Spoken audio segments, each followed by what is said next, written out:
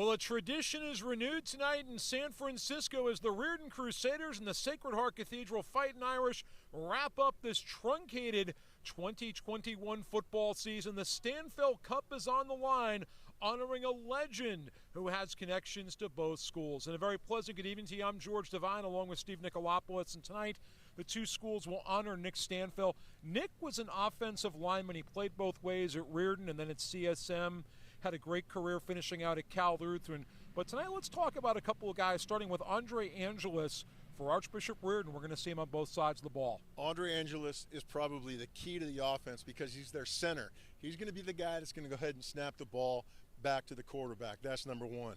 Number two, he plays both ways. He's on a defensive end. He's going to come rushing off the edge, and he's going to try and wreak havoc into the backfield of Riordan tonight. And for Sacred Heart Cathedral, they've got another two-way guy, Jeffrey Hester. And last week, you and I saw Jeffrey play against St. Ignatius. He was marvelous. He's an animal. He's a nose tackle on defense, and he anchors that defensive line. He keeps everybody trying to spill it to the outside and letting the linebackers flow to it. But then on the offensive side, he's the left guard, so he's going to be pulling and kicking out defenders all day long. Well, you know, it's funny. Back when the NFL played here at Kezar, Chuck Bednarik wore number 60 for the Philadelphia Eagles because he played 60 minutes both ways. We're going to see a couple of good two-way linemen tonight and a great matchup between two rivals. Sacred Heart Cathedral hosting Archbishop Riordan next on the Bay Area Online Sports Network.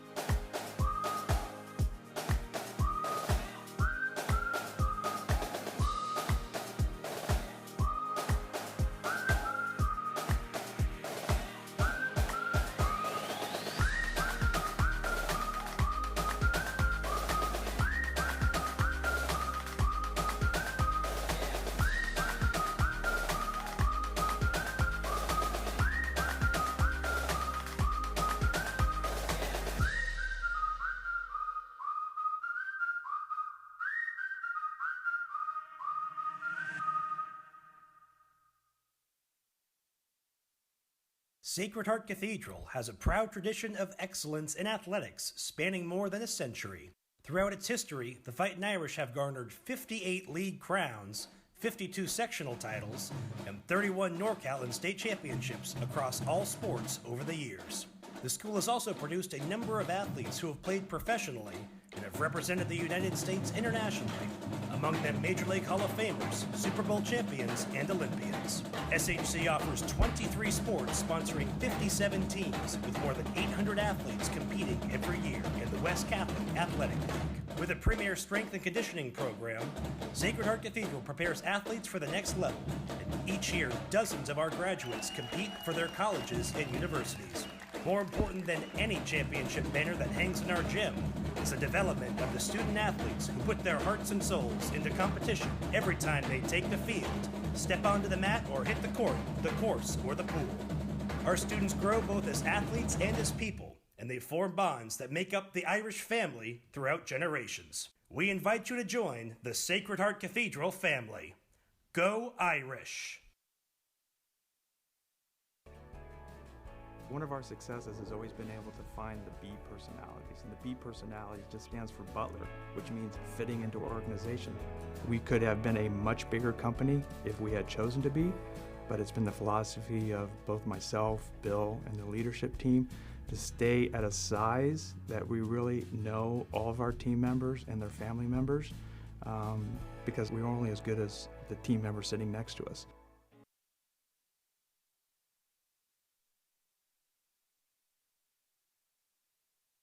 Go to Gray's. Gray's knows green. Family owned, Gray's Paints is the Bay Area's leading provider of Benjamin Moore paint, stains, and finishes. Gray's Paint will provide you unparalleled paint expertise, environmentally friendly products, and premium customer service to help you successfully navigate your project. Gray's Paint and Benjamin Moore, available at 4 Bay Area locations: Burlingame, San Mateo, Redwood City, and Menlo Park. Go to Gray's. Gray's knows green. I've been coming to Mobius for over a year and it's changed my life. Ever since I started coming here, I've gotten in more shape. I've met great people. If you're just new and you want to start out, you don't have to find your own way to do it. You get people that are showing you exactly what you need to do, so it gives you a perfect program. The classes are great. There's high energy. We like to have a great time. They play great music and we get a workout in super quick and we can get on with our day.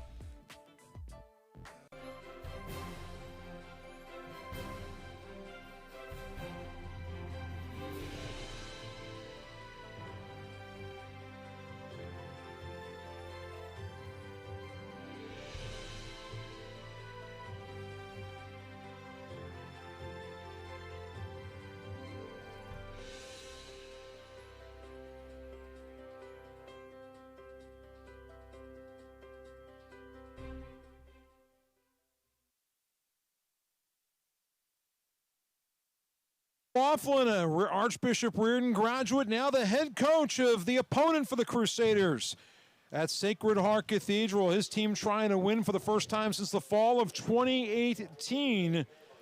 And Barry's club wearing the green tonight against the Crusaders in the white. There you see Mark Modis, the head coach of Archbishop Riordan, his second year. And Steve, Mark's got a great history coaching all around the country. Oh, he's an outstanding coach. He's coached at Sacred Heart Prep in Atherton, where they went runner-up in 2015, I think, and then he went down to Texas, coached down there at Jesuit High School in Houston, Texas, and then he came back up here. So he's got a lot of great experience behind him. There you see the deep men for Riordan. Zion Wells at the bottom of your screen. They're going to have 3 men deep. You mentioned Jesuit High in Texas. A great WCAL coach played at Strike Jesuit, Mike Janda, who led Bellarmine for, well, I think going back to the days of leather helmets. Yeah, no, I remember Mike. We coached against him when I was at Woodside. Mike's a great coach. Kean Dowling, the Fighting Irish quarterback, also doubles as their place kicker and punter. He'll get us going on this Friday night. And the showdown for the Stanfel Cup is underway. And Dowling with a great boot. And Riordan will start out from its own 20-yard line. And Steve, some of the keys for the Crusaders tonight, they've got the ball first. What do they have to do to beat this Fighting Irish squad? The Crusaders, they've got to control the clock with the run. And they need to be able to flip the field with their special teams. They need to win the turnover battle and throw the ball with a play-action pass. Zahn Ledbetter is the quarterback for Archbishop Riordan. There you see him wearing number 10. Steve, very good athlete. Oh, he's an outstanding athlete. He can run and he can throw. He's a great athlete, as you said. So Ledbetter and company wearing the white. And the Crusaders keep it on the ground on 1st and 10. There you get your first look at Zion Best.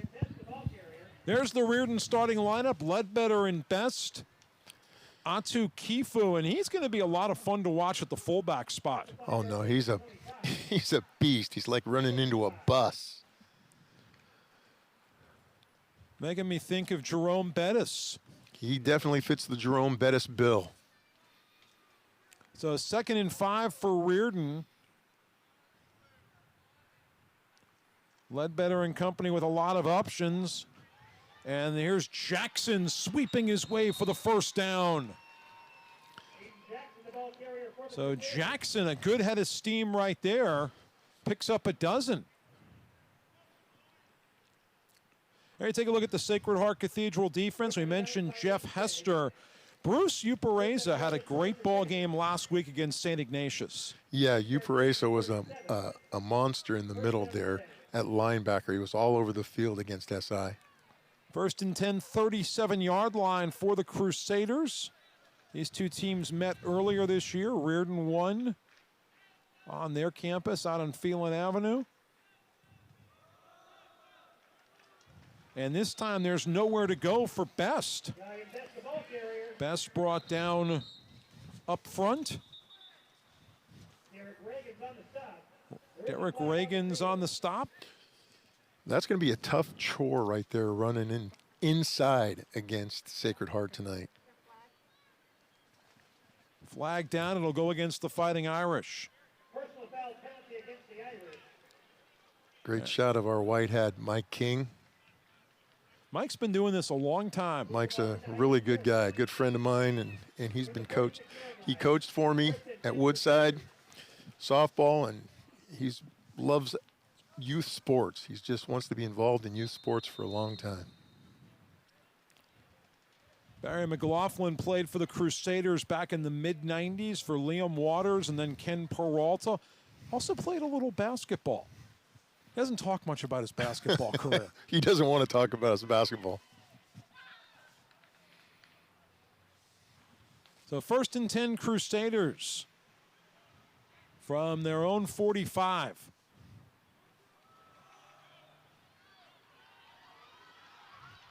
And this is Best. And Best gets into Fighting Irish territory. That's one of the things you just saw. They want to go ahead and control the clock with the run. Like I said before, they flip the field on special teams, win the turnover battle. But they want to be able to throw off the play action. And what you just saw is that stretch play, that zone stretch. That's going to give them what they want to do to go ahead and throw the ball. 2nd and 5 from the Irish 41.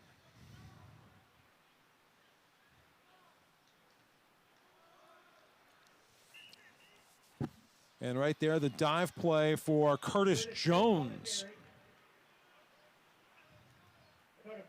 So Riordan really, I think, establishing the run block pretty well here. Yeah, the offensive line, like we said in our opening, that it's going to come down to who blocks best tonight. Blocks and rushes best tonight. That offensive line, and we got to focus on the line of scrimmage here. 3rd and 2 for the Crusaders. They keep Jones in the backfield, and they're going to swing Alan Jackson to the top of your screen. I wouldn't be surprised, George, if you see number 10 quarterback run with the ball here. And it looks like the Irish jumped off sides. I think Ledbetter did a great job leading them there. Absolutely. Mike King is our referee again. See right there, Ledbetter gives him the hard count. And number 56, Jesse Murphy, jumped off sides there. So 1st and 10 for the Crusaders. They keep rolling to the Irish 33 with the penalty.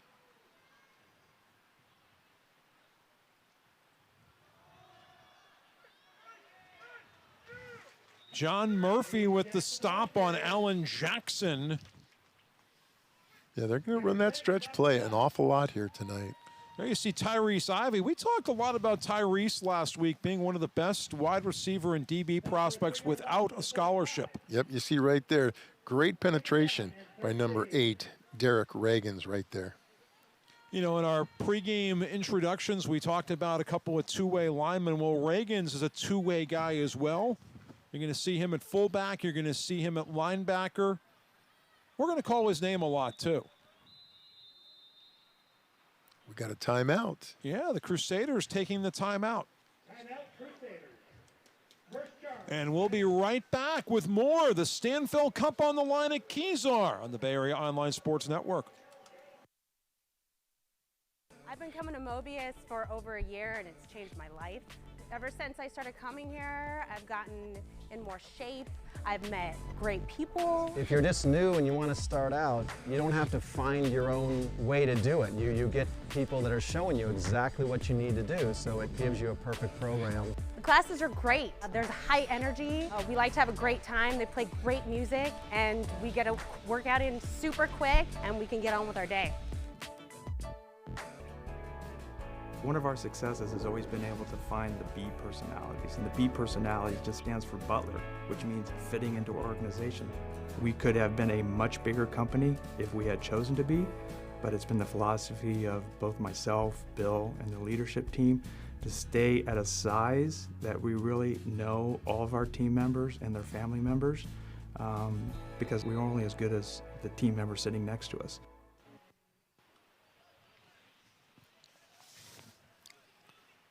Barry McLaughlin's club trying to stop Riordan on 2nd and 13. 5 plays so far for the Crusaders, all of them on the ground. Let's see if they stay to form. Ledbetter airs it out for the first time tonight and threw it into deep coverage. Yeah, I was just trying to evade the defensive rush there, and he just threw it away. Too high for the short route, too short for the long route. Right there, his elbows down, and he overthrows that. Almost picked off. Leo Morangi, the tight end, his intended target. I think you good look at Morangi there wearing number 5. He's going to line up on the left. But Ledbetter's a guy, I'd be worried about him really selling the handoff and then dropping back and then slipping out on the outside. This time he's passing, and he completes it to Jackson, but well short of first down yardage. Jackson runs into Tyrese Ivey, who stops him after about a 5-yard gain. Good call on offense there. You got 3rd and long, so they're going to go ahead and come with their ears pinned back, and they throw a screen pass, but Ivey's just too fast to go ahead and to beat. Going for it, George. Well, you know, you're in that part of the field, Steve. It's too long for a field goal. It's too short for a punt, so why not? Well, you're kicking into the wind, too. You know, it might hold up if you were to punt it. The flag raiser didn't show up today, so we have no idea how to gauge the wind. That's always a great visual. Hard count. Offense jumped. Well, you know, maybe, I don't know. I mean, do you believe in conspiracy theories? But sometimes, you know, you take that penalty and then you punt. No, that's right. You try and hard count them, pick up 5 yards, but then you want to go ahead and move yourself back 5 yards, and now you got more room to punt. Yep. Right there, number 74. Yeah, the left guard. Now, Riordan has just taken its 2nd timeout. And remember, this is the first drive of the game for the Crusaders. Right. And there's still a lot of first half left. I did a game at Riordan on Saturday, and I think they did the same thing. They're trying to get everything right here, especially on this drive. Opening drive is important to them. They're not going to get the ball in the opening of the second half, so they want to go ahead and score on this one. Well, they're looking like they're going for it on 4th and 12. Ledbetter with the play fake. Ledbetter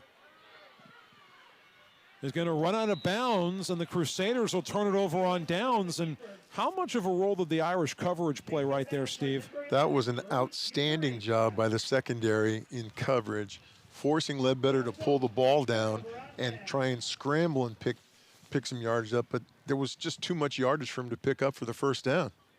From the 33-yard line, first down, Irish. Right there, you see Sacred Heart. They want to protect the ball on offense. They want to eliminate defensive mistakes. Be patient, do your assignment, and stop number 42 on offense and defense. And that last one right there, that's a big chore. Watch number 42 at nose tackle. There's Kean Dowling, the senior quarterback, playing in his 4th and final game of his last season for the Irish. Irish go up the middle with Cormacan. McCormick. That's Cornican. You know, you said the seniors, they're going out here. It's a short season for them, but it's a great thing that they got to play football here in this short COVID infested season. And we didn't even know until mid-March that this was going to happen, or, you know, early March. Right. Nobody did.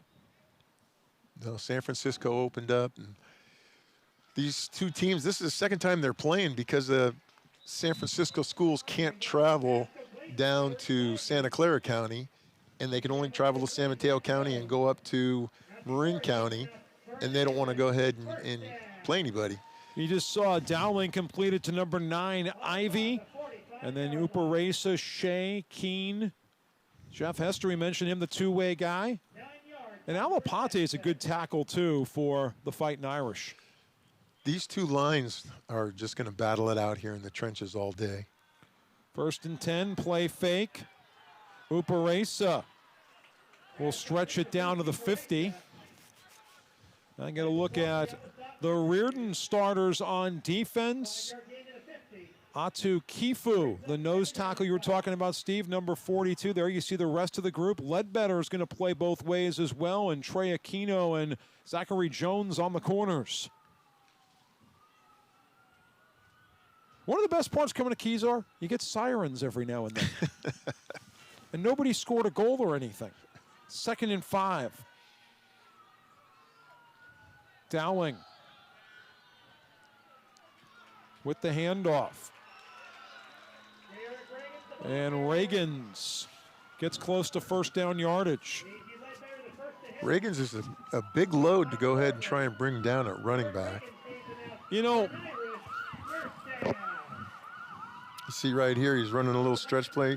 He sees a crease, he turns it up, and look at him carry 4 to 5 defensive white jerseys. You know, if you've been around the WCAL for a while, you watch him, you say, Will Taufus, St. Francis. Here's Reagans on the receiving end. And he gets a couple right there. Casey on the stop for Riordan. Get a good look at Sam Casey. Right here, just a little swing pass to Reagans. You get the big guy out in space and make the little guys tackle him. Love the purple shoes on the Crusaders.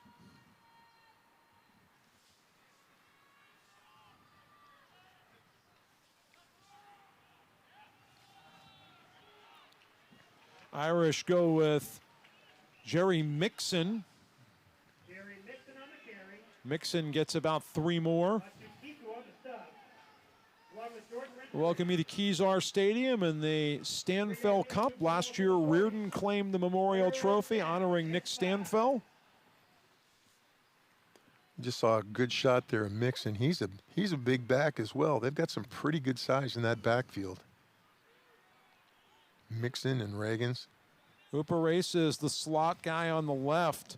Ivy wide to the bottom of your screen on 3rd and 5. Dowling's got Mixon a block for him, and he completes it for 1st down yardage to Aiden Shea. So Shea gets 7 out of that. Dowling does a good job of taking what the defense has given him. You see right here, Dowling just drops back. You can't see the defense. There was a great cushion that the secondary was off. So he just pushes upfield, turns around and comes back, shows his numbers to Dowling, and Dowling delivers the ball.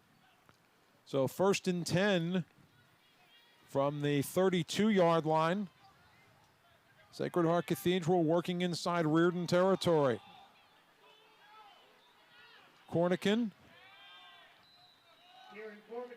And Cormican. Stopped by Ledbetter. Right here, you're going to see him push. There's a big cushion right there. Watch him turn and come back to the ball. Right there, he's going to go ahead and turn back to the ball, shows his numbers. Great job of picking up the 1st down, knows exactly where the sticks are. So 2nd and 11 from the 32. And Dowling overthrowing his target. He had his favorite target, Tyrese Ivy there. We talked earlier about Ivy.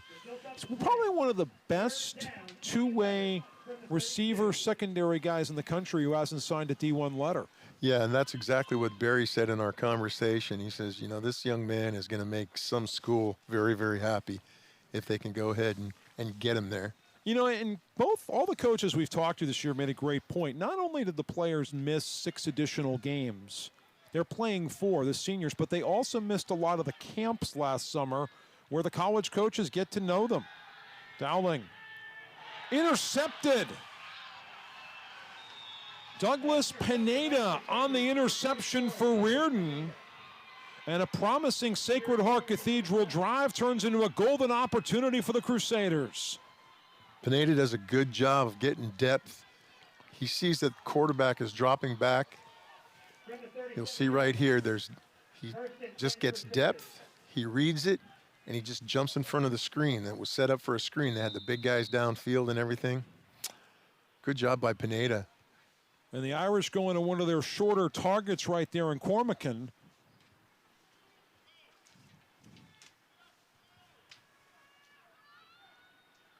And the Crusader offense returns to the field. Remember, Ledbetter plays both ways, so you got to wonder how his legs are going to feel as the evening wears onward.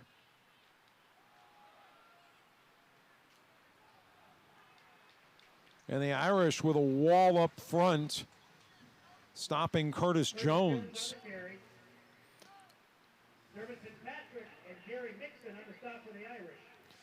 Right here, running into a wall of green jerseys. Stacks him up, brings him back. Now, one thing Coach Modeste said in our conversations this week is that they've got a bunch of running backs, and he's going to go ahead and rotate all those running backs quite a bit.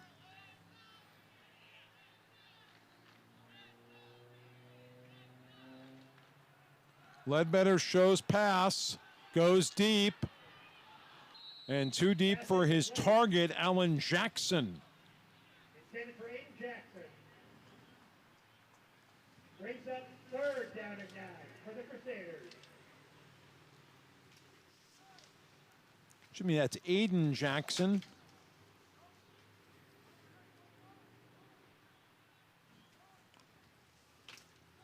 And it'll bring up 3rd and 9. Mark played at Santa Clara back when the Broncos still had football. A little cold here at Kezar. What do you think? Yeah, it's normal Kezar weather. It's beautiful in the afternoon, and when the sun starts to set, that ocean breeze just cools everything off. Nature's air conditioning. Ledbetter. Looking for Jackson again, and a little too far. You know, last week our crew got us a great shot of people with blankets. And Steve and I would have paid dearly for one of those. Yeah, it was a little bit on the cold side last week. It's a little bit warmer here, but, you know, it's early. We'll give it some time, George. How do you feel? Hypothermic. Number 31, Jack McNulty. Back to punt for the Crusaders. McNulty on to punt for the Crusaders. Clean snap. Remember, McNulty is kicking into the wind. That one will take an Irish roll. Sacred Heart Cathedral will get the ball for the second time tonight. So, Steve, first impressions, we've seen a lot of both offenses, but the defenses so far set the tone. Yeah.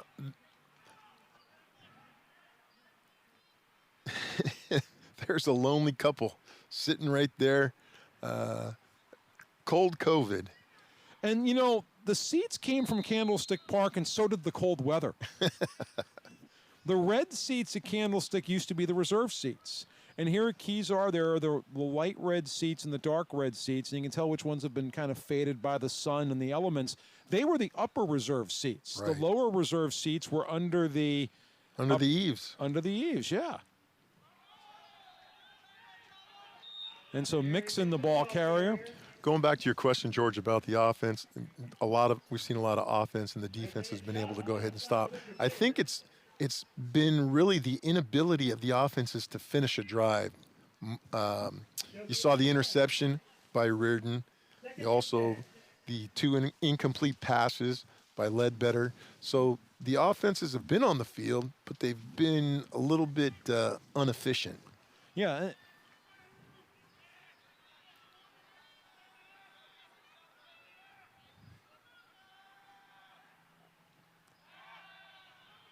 Cormican on the catch from Dowling, gets a couple of yards out of it.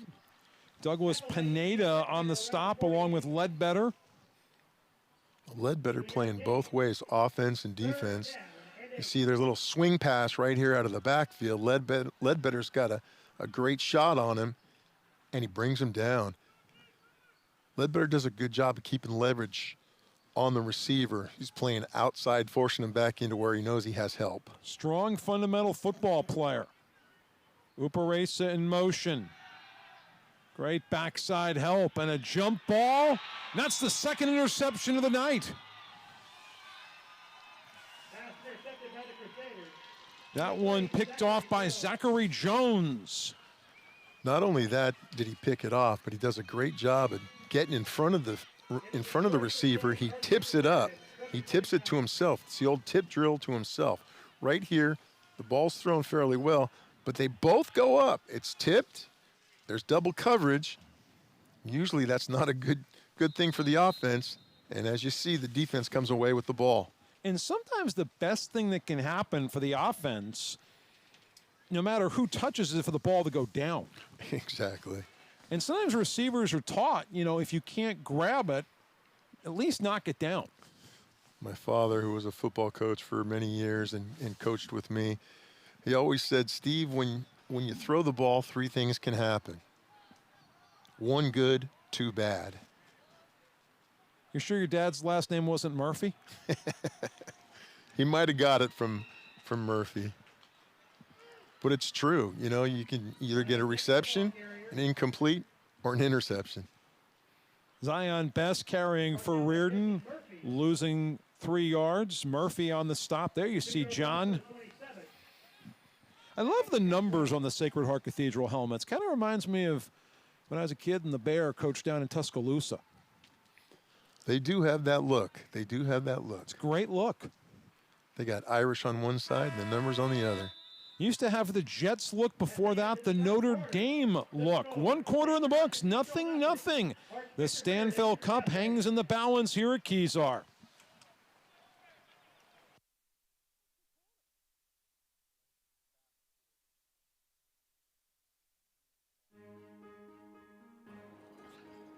Our work is something to be proud of. We make the products people use, the products that make their lives simpler, the high-tech tools to help defend our country, and the innovations that will shape the future. Some say American industry can't keep up anymore. I say our work is proof that made in the USA still means something. The power professionals of the IBEW, proudly American, proudly union.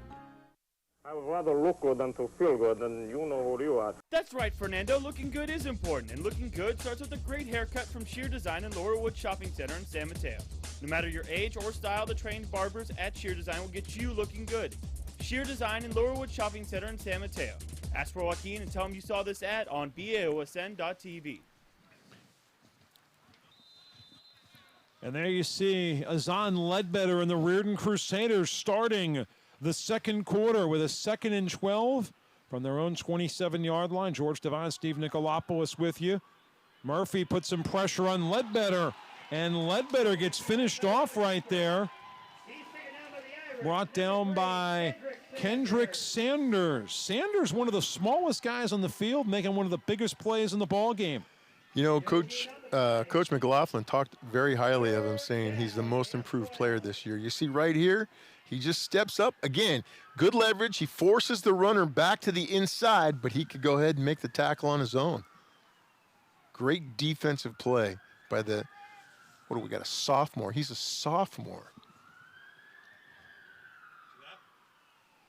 That pushes the Crusaders backward. They face a 3rd and 12, still at the 27-yard line.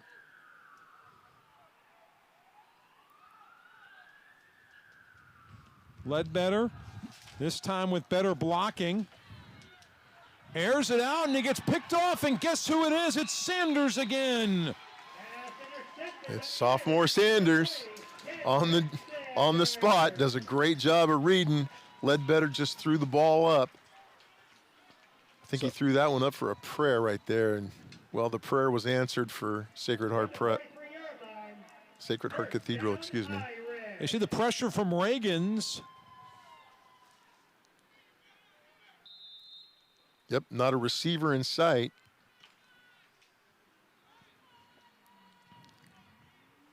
That would be the third interception so far in this game, into the 2 minutes into the second half.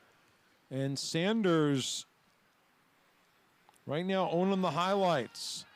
Dowling under a lot of pressure. And he completes it to Aiden Shea. Aiden Shea does a great job of running a little crossing, shallow crossing route, and Aiden Shea is wide open. And Dowling's able to go ahead and elude the tackle. You see right here, he's able to elude the rush. Keeps his eyes downfield. And Shea's like, oh, I better catch that one. If I don't, I'm going to be pretty mad. And it was a really good-looking soft toss, too. It's almost like, a basketball pass from the top of the key down into the post. Little pitch and catch. And Ivy is going to be down at the 2. Ivy makes a great adjustment there. You'll see that he beats the defender, but he has to make that adjustment and come back to the ball, and that's when he went down to his knee. So he caught the ball, he went down to his knee, and that's why the play was called dead. Right there, Dowling, great heave. He's a little bit underthrown, makes the adjustment, and he wants to make sure he makes the catch. He does a great job of doing that. The ball is officially spotted at the 3-yard line, so that's a 30-yard pickup. Reagan's runs into all sorts of trouble. Great penetration by the Crusaders.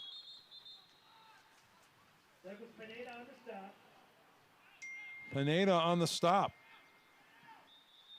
We got somebody down here, number 54. Joseph King. Right here. That little dive play. King gets great penetration.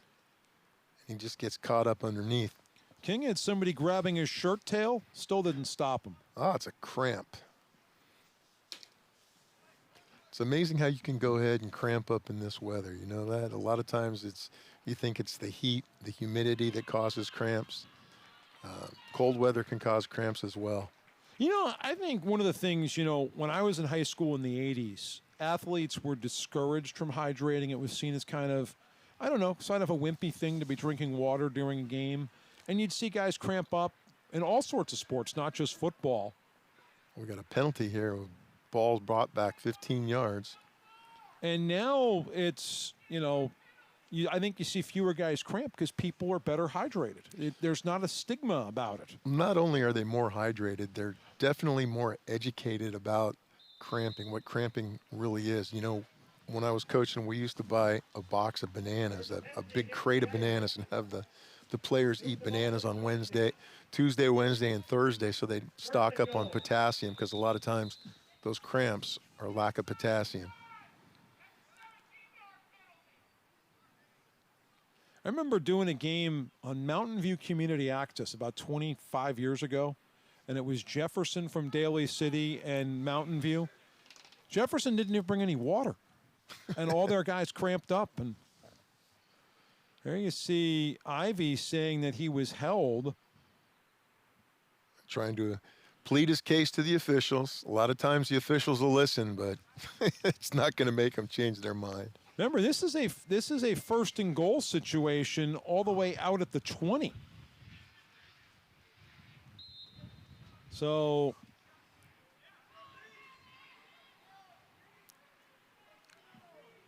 watch a single receiver down here at the bottom, Ivy. Dowling is going to keep it. Dowling gets inside of the 10.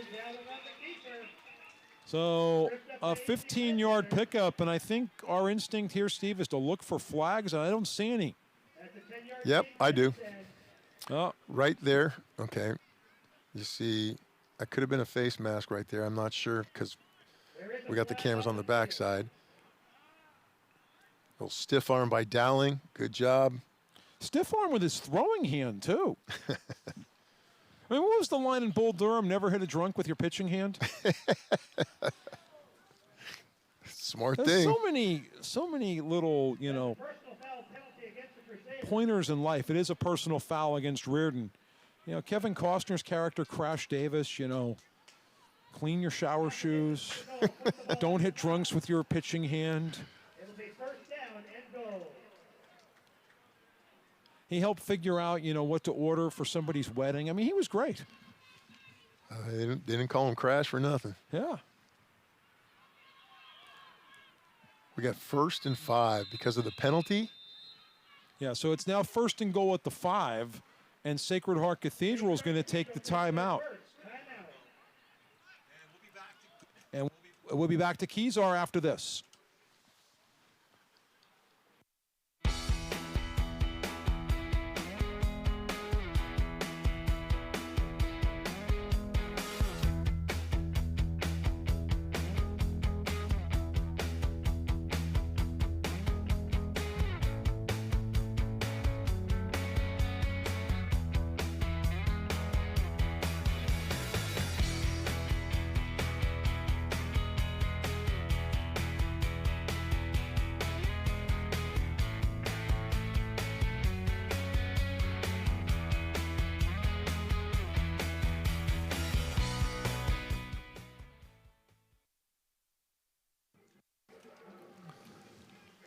See right there, Coach McLaughlin talking to his players.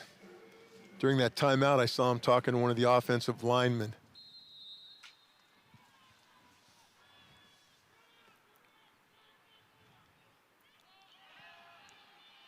And Dowling, nowhere to go. Tried a little option play right there, and it just didn't fool Riordan one bit. Andre Angelis stopping that run. Angelis does a great job coming off the edge, that defensive end position.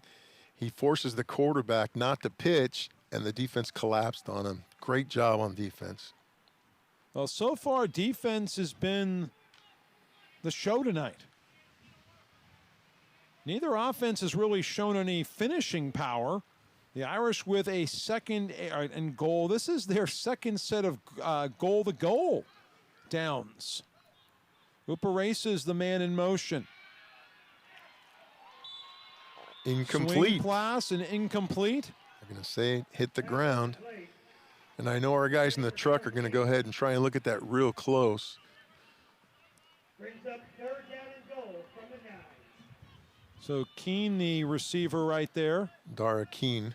You see right here, the ball comes down, and it does hit the ground. Great job by our guys in the truck. Fantastic job, fellas. That showed the trap by Keene. Well, Keene right back out there to the job. He'll line up over on the right side. The top of your screen was Shea. You got a 2-by-2 set. The inside guys are uncovered. And here is Mixon, and he fights his way down to the 3-yard line for a gain of 6. Little throwback screen. Nice call, trying to get the defense over pursuing, but the defense does go ahead and swarm to the ball. Well, coach right here, you're kicking into the wind. You're 4th and goal from basically the 3.5. What do? You give it to your big fella, Reagans. You got your offensive line, you're going to go off tackle.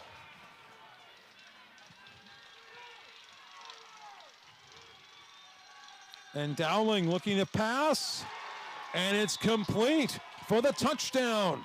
There's Ivy, and Ivy hauls it in for the first score of the night.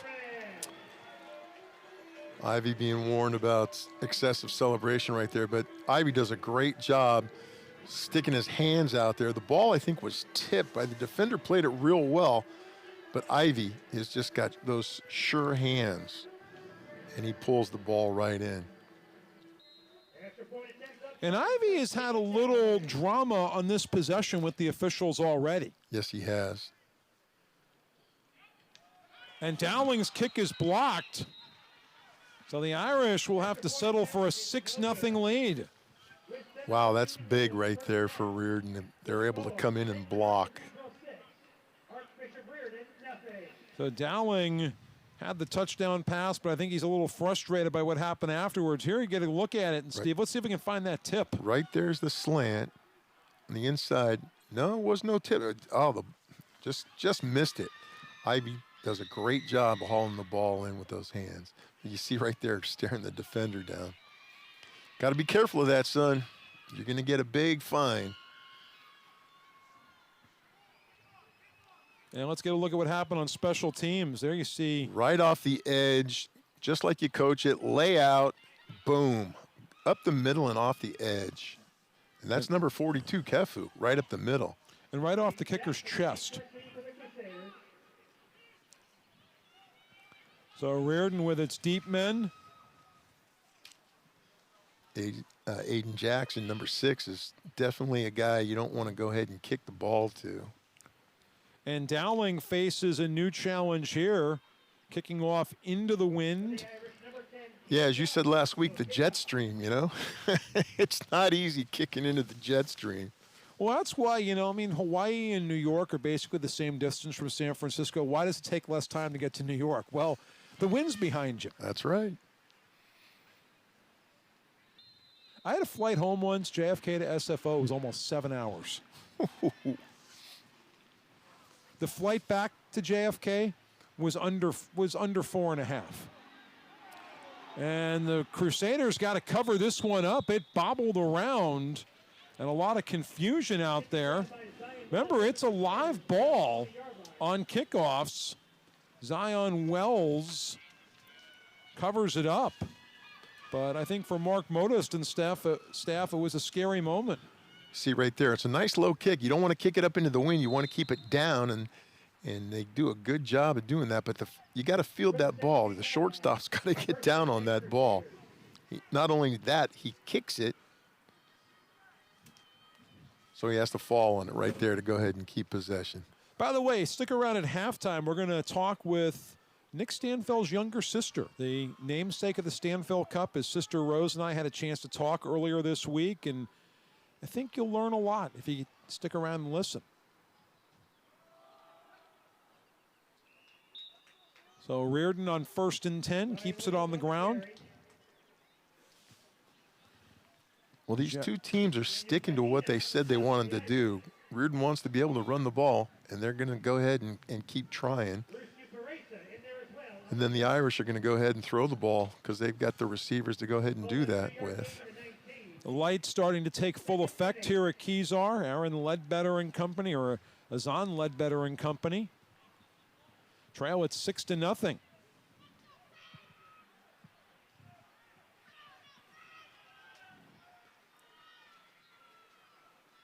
Single safety high, soft coverage is great to go ahead and throw against. You've got 8 guys in the box. You don't want to go ahead and run against that. That's one of the things you got to go ahead and look at. You count the guys in the box. If you got 8 guys in the box, you don't run against it. You go with a quick throw to the outside. Hester checks out for Sacred Heart Cathedral. There you see Ledbetter getting the play. Crusaders picked up 4 on their last play. They face a 3rd and 3 from the 23.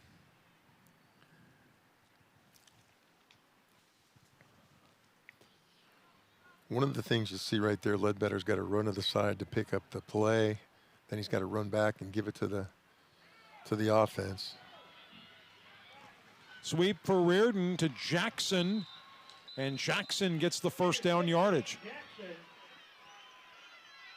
One of the things that they did right there, Riordan compressed the defense. They brought their offense, they cut down the splits, brought it in together, and that compressed the defense. And you see them get outside right here. They've got a blocker in number 3. They got a guard pulling. There's a kick out. Nixon does a good job of keeping his feet, turning it back upfield, and picking up the first down. I love it. Yeah, pick up a 14 out to the 36. Got themselves out of a hole here. 5:15 to go in the first half.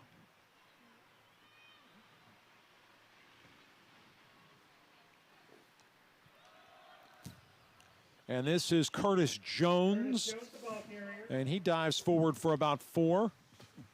Curtis Jones, an outstanding running back, just a junior at 5'10", 170 pounds.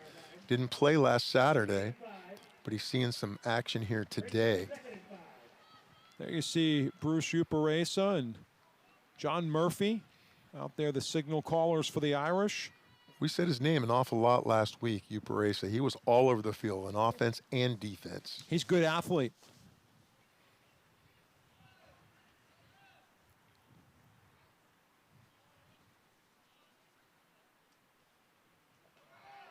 And Reagans read that perfectly.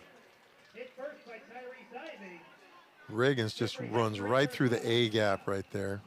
Jackson had nowhere to go. Now he'll head to the sideline. Just another day at the office for Reagans. I'd definitely head to the sideline if I was number 3 right there. Or number 6, excuse me. Jackson. Watch, the door opens up. Look at that, right through. That was the B gap. The guard tackle gap. Makes a great tackle. Ledbetter and crew face a 3rd and 9. Passing situation here, probably boot to the left. I think you've been here before. Well, I think I got the T-shirt to prove it too. You go to the wide side of the field, they do a very nice job getting the quarterback on the move, and Ledbetter squares his shoulders up and delivers the ball. Zachary Jones. There's that play action they were talking about. They protect him. They keep everybody in, all the backs in. That's your receiver. And that first down is all on Jones. Excuse me, Zachary Jones. Zachary Jones is only a sophomore. 1st and 10 from the Riordan 48. And the Irish again with great penetration against the run. Wells on the carry. Time's starting to become of a premium here for Riordan. And, you know, they used the 2 timeouts on the opening drive. And I think if you're, you know, Monday morning quarterback and you're thinking, gee, it would be nice to have at least one of those. Absolutely. Have one more timeout in your pocket would be really nice to have, but you don't have that luxury anymore, so you got to go ahead and get the right calls in. I mean, you're running well, but eventually you're going to run out of time. Right here, there's a lot of pushing and shoving. People aren't real happy with one another, kicking. I'm sure some things are being said. 2nd and 11. Deep ball for Jones, and it'll fall incomplete. Jones had the right route, but Ledbetter just gave him too much of a lead. See Aiden Shea, the cover man. He's got Shea beat to the outside. He's on top of him, but the ball was thrown too far inside. Ledbetter. Now that's a long throw for Ledbetter to make. He's on the left hash. He's thrown to the outside the right hash, so he really had to put some juice on it, and he wasn't able to. That's where you find out how much zip a quarterback has in his arm. 3rd and 11.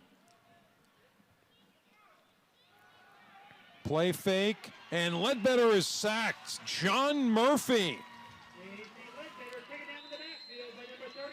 Big play, and the Irish are going to take a timeout right here. Sure. Why not? So great penetration there by Sanders and Murphy, and Sanders flexing a little bit for us. But the Irish in a situation right here, we've already seen them being able to go deep to Ivy. Yeah, no, the thing that impressed me most on that last defensive play, George, was that they came off the edge. They came off the edge, the defensive ends here. You're going to go ahead and see right here. Number 8 comes in, boxes him, okay, brings him in. Then you're going to go ahead and see this guy right there go ahead and make a nice play. All they do is squeeze the quarterback. We've only got one blocker back there.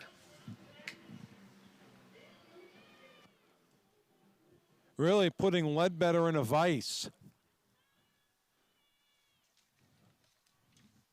McNulty on to punt. The Irish have 2 men deep.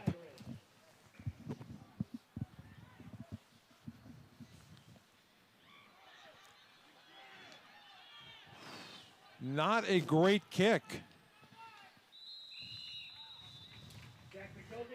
So McNulty under a lot of pressure. That'll go out of bounds at the 36. Irish have great field position. Again, great field position. That's just taking your eyes off the ball right there. The special teams, the punt unit for Riordan has had trouble. This is the second week in a row. I saw them last week on Saturday, and they had the same exact trouble with Sarah. Low snaps, not being able to go ahead and get a very good kick. And one of the things that Coach Modeste wanted was to be able to flip the field with his special teams, and they're not doing that right now. So Dowling comes out firing, and it's complete. Finds Ryder Brooks. Now, Steve, something I think a lot of fans might be thinking about at home. There was no roughing the punter penalty called right there, even though John Murphy, we'll get back to the replay, but after that we'll talk about it. Right here. You got 2 guys in the same area, but he throws it to the guy that's wide open over the top. 2 minutes to go, but no penalty called against the Irish. Dowling right back at it, too high for Dara Keene. Well, the reason for that, George, was the ball was on the ground. Once the ball hits the ground, it's a live play. You could go ahead and hit anybody. Good rush. Number 52 does a good job of getting his hands up right there and making it tough. That's Isaiah Chala, sophomore. There you see Ivy. You figure he's going to get called at least once on this possession. Irish face a 2nd and 10 from the Riordan 43. Dowling, Irish in their 2-minute drill. Dowling airs it out. And completes it. Touchdown, Sacred Heart Cathedral. Bruce Uparesa.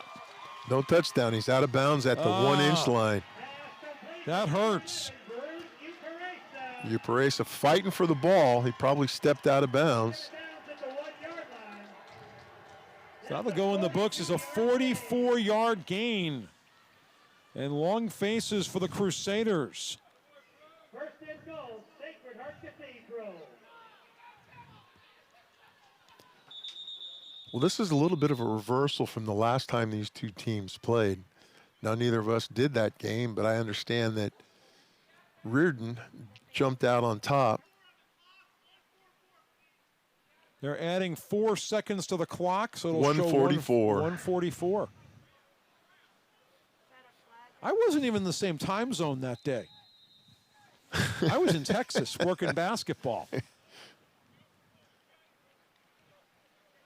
Great tri-tip there. Sure, you're going to go ahead and talk about food. Yeah, well, and it's warm, too. Coach Modeste not too happy right now with his defense and his special teams. They've put him in a hole twice now. Dowling to Reagans. And Reagans gets about a half yard. Outstanding. Outstanding job by the defense on that last play. We'll talk about that in a second. Dowling, great job. Downfield. He tries to go for Ivy, but he goes for Uparesa. Watch Uparesa fight. We can't up. We just get him. He stepped out. I think he got in. Yeah. There's a touchdown. And Dowling there's on the Dowling touchdown. on the keeper. Touchdown, Sacred Heart Cathedral. Now, the big question here for Barry McLaughlin and his staff, do you go for 2? You kick. You don't chase points this early in a game. You go ahead and kick. Despite chasing points, that means going for 2. One of the things that you see, George, the holder right there has got his front knee up. That's something that you don't want to do. You want to have your back knee up. Dowling on the money, and the Irish lead at 13-0. So Cian Dowling engineering a successful drive for Sacred Heart Cathedral. Dowling on the quarterback keeper. Great push right there by the offensive line, the surge. So Dowling comes up with 7 points right there. He kicks the extra point and scores a touchdown. Well, Reagan's snowplowed him into the end zone as well. You know, if your guy can't run it himself, then push him in. Give him a little help. Give him a little help. Give him a little help. Always want to help your friends out. You know, it's like when you're driving on the freeway and you see a CHP car, they've got those special bumpers on the front. That's when right. you stall, they can get you off the freeway. That's right. Look at right here. Great job by the defensive line for penetration, but Reagan's just right behind him and says, come on, I'll show you to the promised land.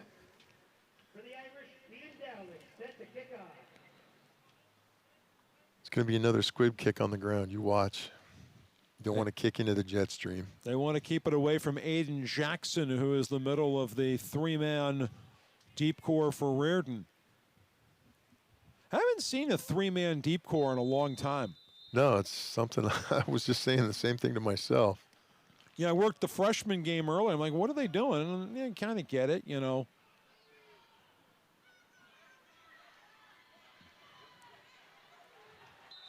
So,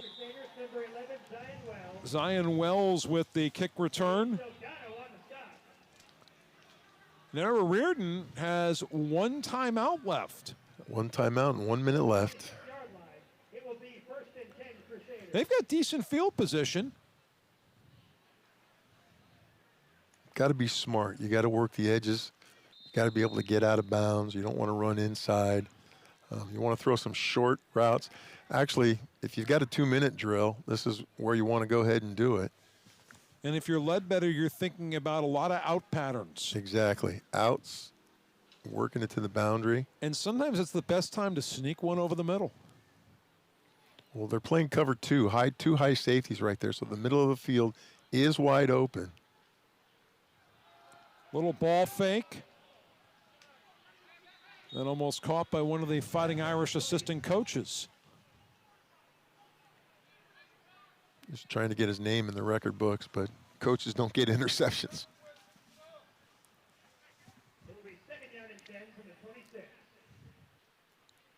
That's one of the fun things about doing basketball as opposed to football is sometimes as a broadcaster you get to catch a pass. You got to be wide awake when you're sitting there on the court. You know, I mean, nobody gets an assist for it. I mean, they get a turnover. But, you know, it's got to have your hands ready.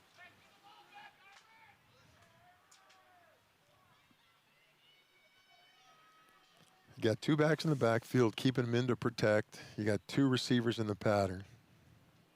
On 2nd and 10, the Crusaders keep it on the ground.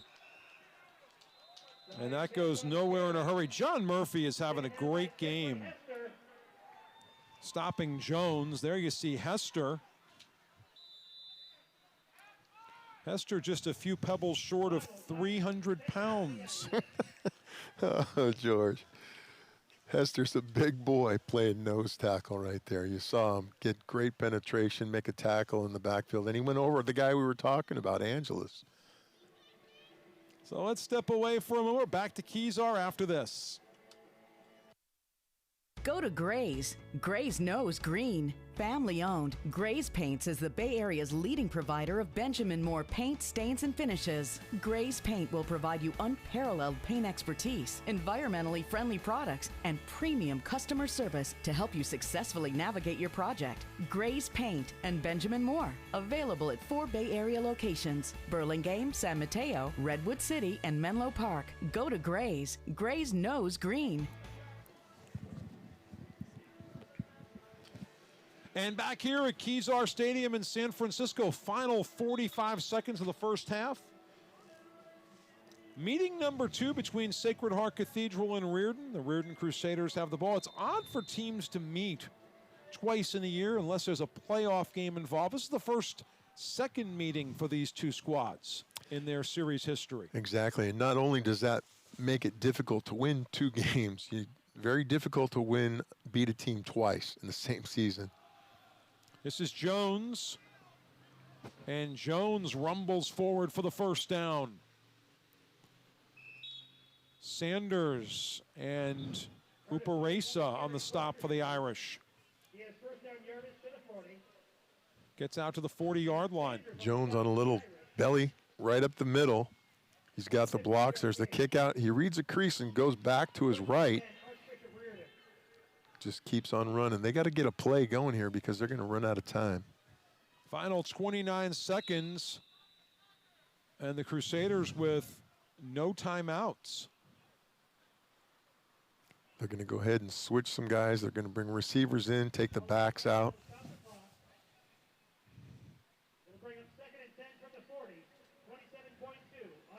So Mark Modest sharing some instructions with Ledbetter. You know, you're a coach's son, so is Mark at Riordan. Damn. His dad coached at Santa Clara for a long time with Pat Malley. Yeah, he told us that he learned football at age 6 when he had to chart plays for his father. Broncos used to play in Buckshaw Stadium, which was also home to Bellarmine on Friday nights. It was home to a lot of great teams.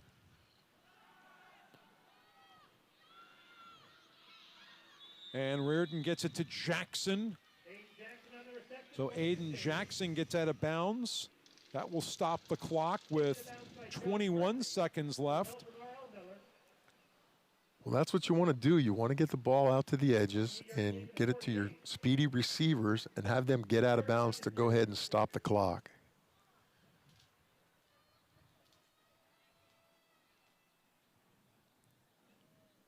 So 3rd and 2 when play resumes.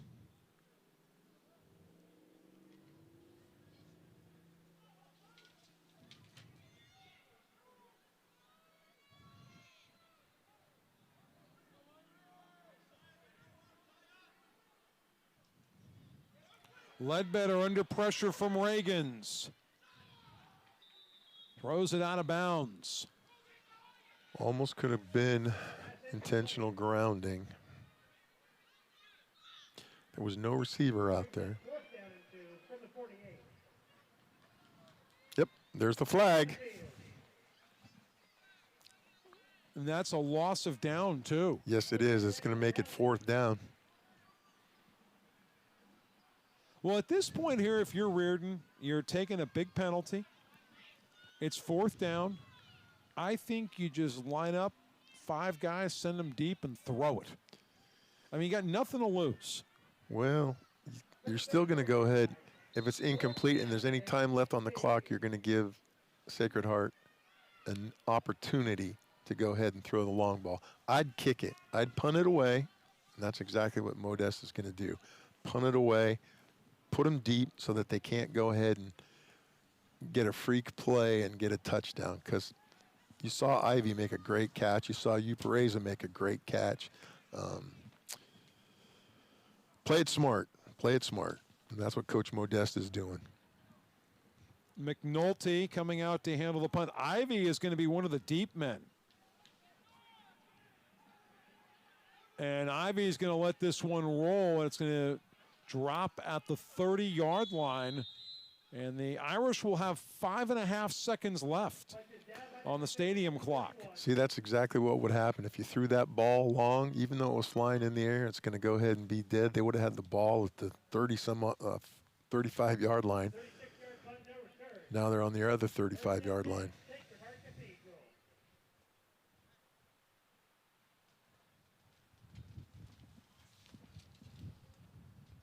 One of the things here at Kezar is they don't put the, they don't spray paint the 30, the 40, and all that other stuff. So when you're trying to figure out where they are on the field, you got to go ahead and look to the sidelines and see where the. Well, Mark Modest was saying coming over here, this is the first time his guys have been on grass all season. So That's that'll be true. a tough adjustment for them. So Sacred Heart Cathedral with the 13-0 lead. Ian Dowling running for one of those touchdowns, passing for the other. But I think Sacred Heart Cathedral picking up a lot of the momentum we saw last week for Barry McLaughlin's club against St. Ignatius. Yeah, no, it was a great game. It was 20-17, so it was really, really close. SI is undefeated, 3-0, and they'll be playing against Sarah either, I think, tonight or tomorrow, most likely tomorrow. There you see Riordan trying to make some adjustments, talking about what's going on. Coach Modest is going to have to make some adjustments here on defense, keep the receivers from getting over the top, and also get his offense moving in gear. Well, that's how things look here at halftime at Kezar Stadium. 13-0 Sacred Heart Cathedral. Stick around, pull up a chair. We've got a great conversation coming up with Rose Stanfel, sister of the late Nick Stanfel, the namesake of the Stanfel Cup trophy. And I'll tell you something, one of the greatest people I've ever met. Stick around.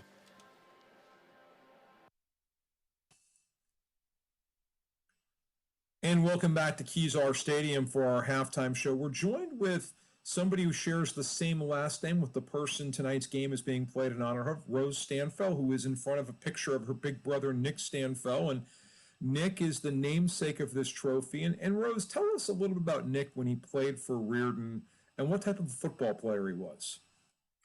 Oh, yeah. So, of course, I got dragged to all of his games. Back then, I'm not sure how much I appreciated it.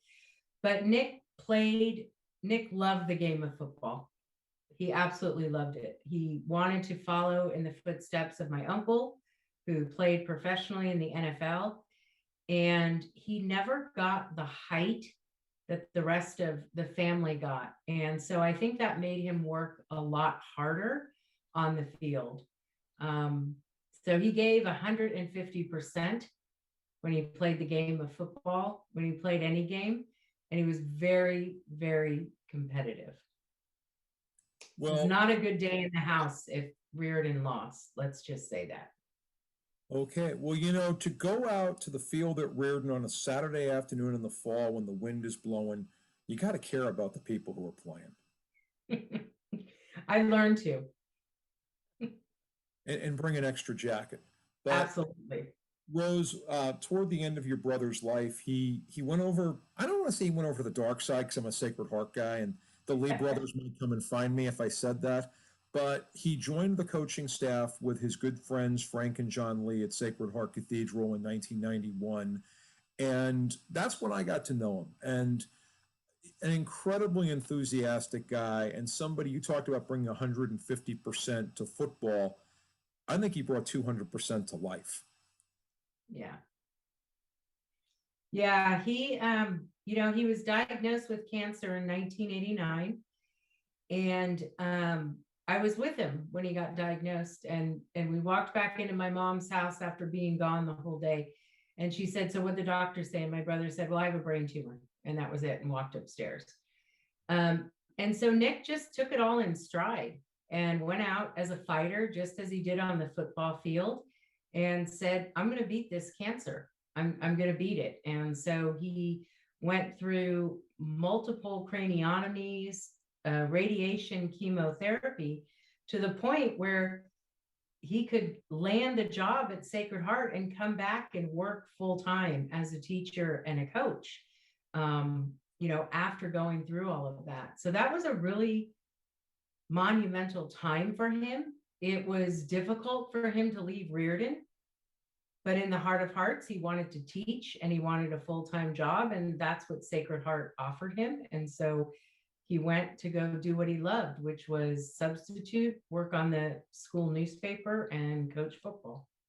And working with the newspaper, he just had such a ton of enthusiasm for the kids. And I think one of the fun parts about a high school newspaper, and I know Nick recognized this, is that sometimes you take a kid and they don't know, gee, can I write? And then next thing you know, they see their byline in the school newspaper, and it opens up just a wonderful path in their life. And I know kids who worked on the newspaper for Nick, and that's what happened to them.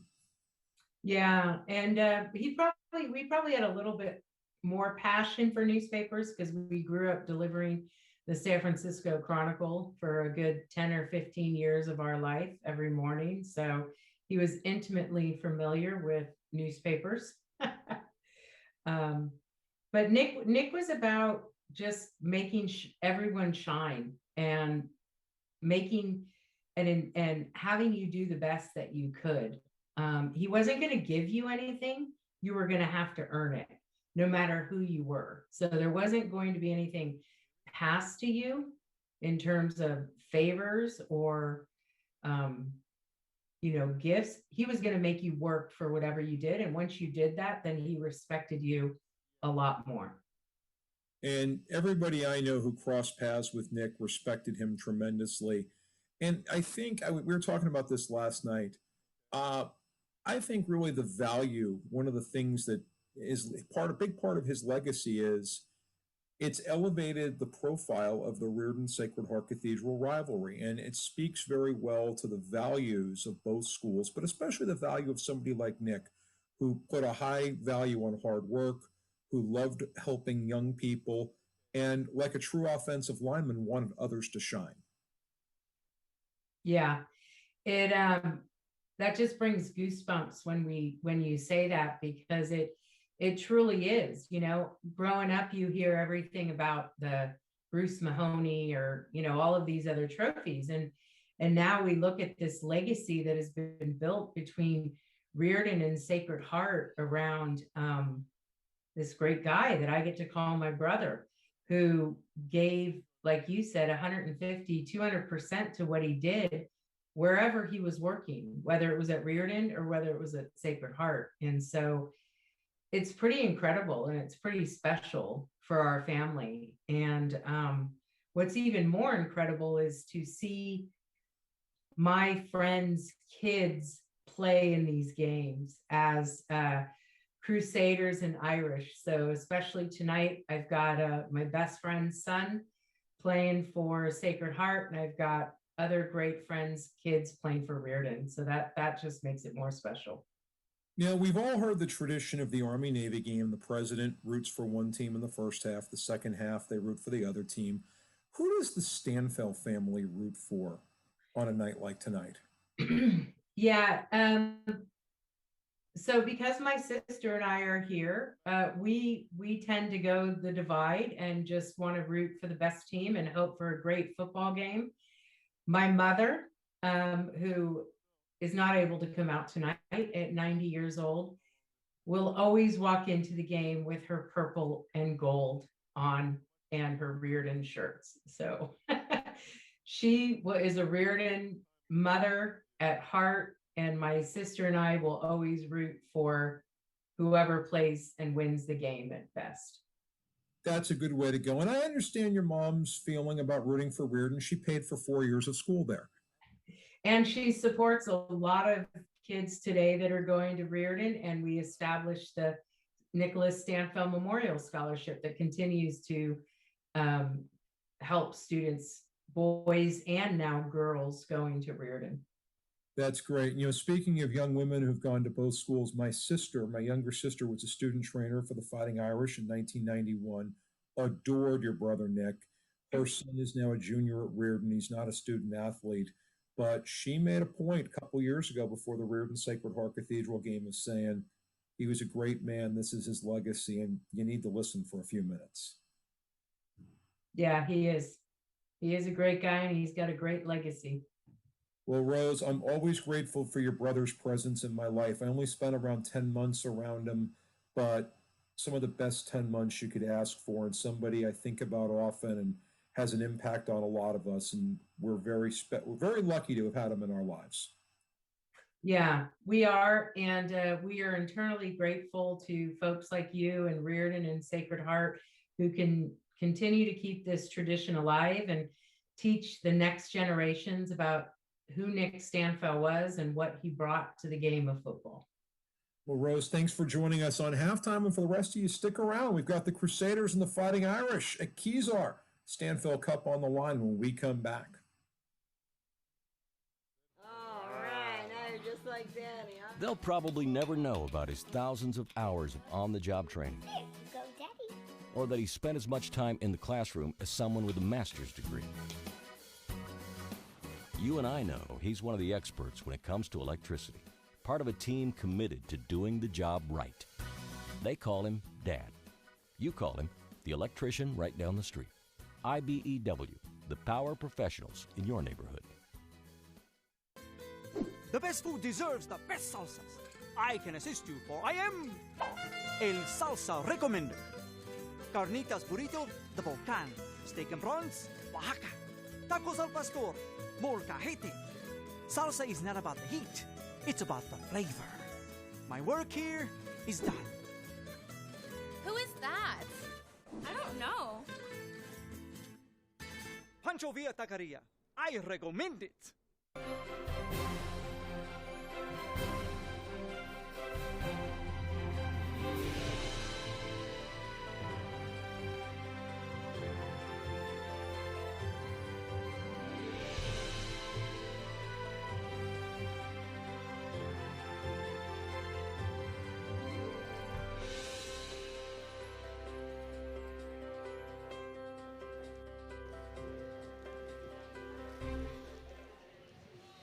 I would rather look good than to feel good, and you know who you are. That's right, Fernando. Looking good is important, and looking good starts with a great haircut from Sheer Design in Laurelwood Shopping Center in San Mateo.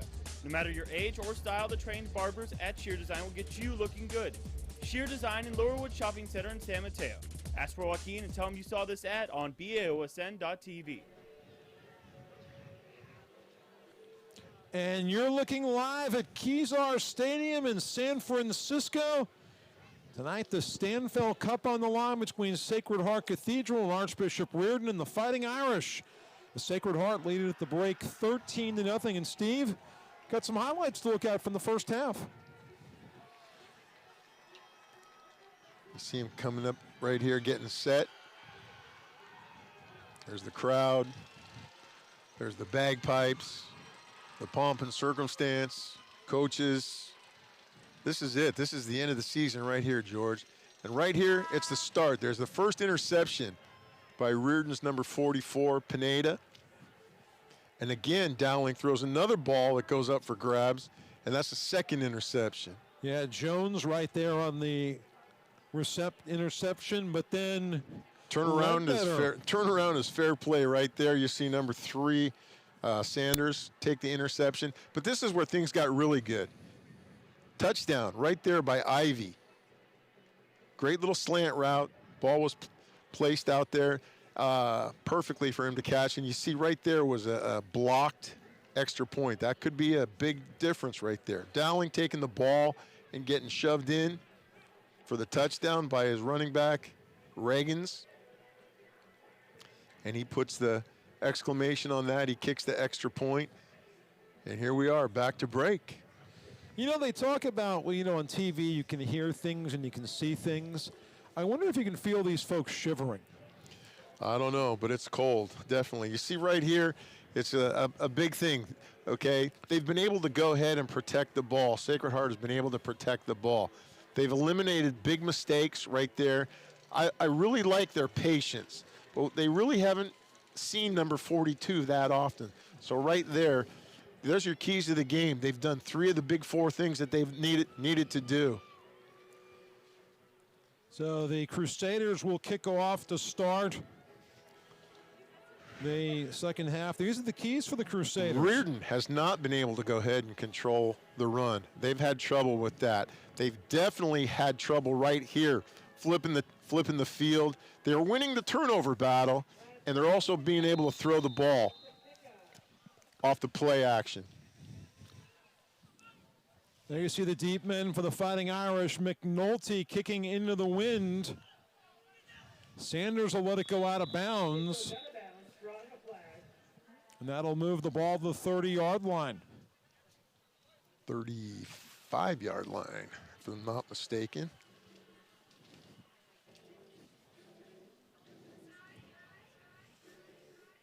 You hear little Ozzy Osbourne in the background.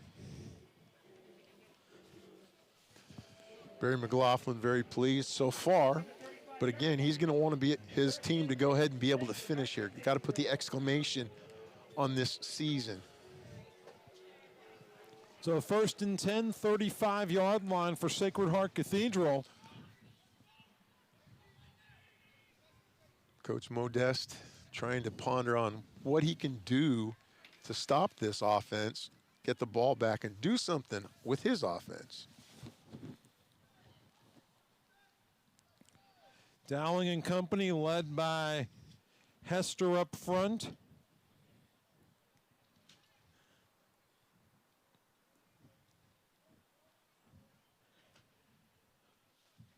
Barry McLaughlin, a lineman himself. Mentioned last week he played at Utah State after playing on a national champion team at City College of San Francisco. Well, that's going to go against the defense. Encroachment penalty against Riordan. That'll move the ball to the 40. First down and 5.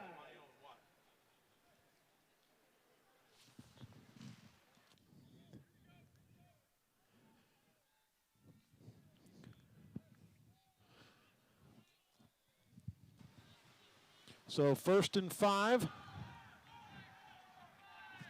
Dowling picks up the first down. And Dowling, talking about some yardage after contact. That's impressive for a quarterback. No, Dowling's a tough kid. You know, he doesn't mind mixing it up right here. Low snap. He does that zone read. He sees that 71 collapse right there. The defensive end collapses. He makes that nice read. He keeps it. And then he delivers a shot right there. So 1st and 10 from midfield. Cornican. And Cornican gets a yard out of it before his forward progress gets stopped by Angelus.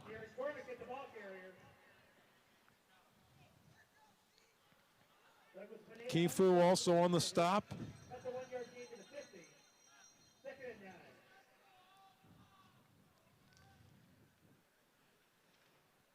Some pretty good size up there in that defensive front 4. Irish go 2 wide to each side. Leave Cormican home to block. Complete to Uparesa, and Uparesa is off to the races. Down inside the 25-yard line. I had a chance to meet Bruce's mom at halftime outside the press box. Very proud of her son. Right there, again, they do a nice job of forcing the defense to go ahead and back off. They run the defense off. They come back and catch the ball. Murray right there, Chris Murray making the tackle. The nickelback, safety. Pickup of 28 down to the 22. Uparesa, the pride of Ben Franklin Middle School in Daly City. Right behind the Westlake Shopping Center. And Dara Keene saying, "I caught it." That's the second time Keene has said he's caught it. I remember when AstroTurf first came around. That's when you really discovered how guys could trap the ball. Both in baseball and in football.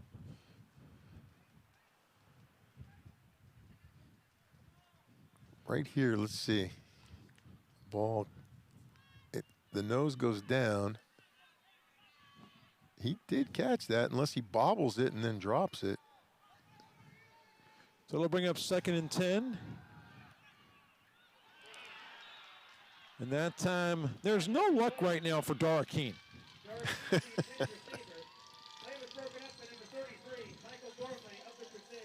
Michael Gormley on the breakup. Gormley does a great job almost coming in and intercepting that.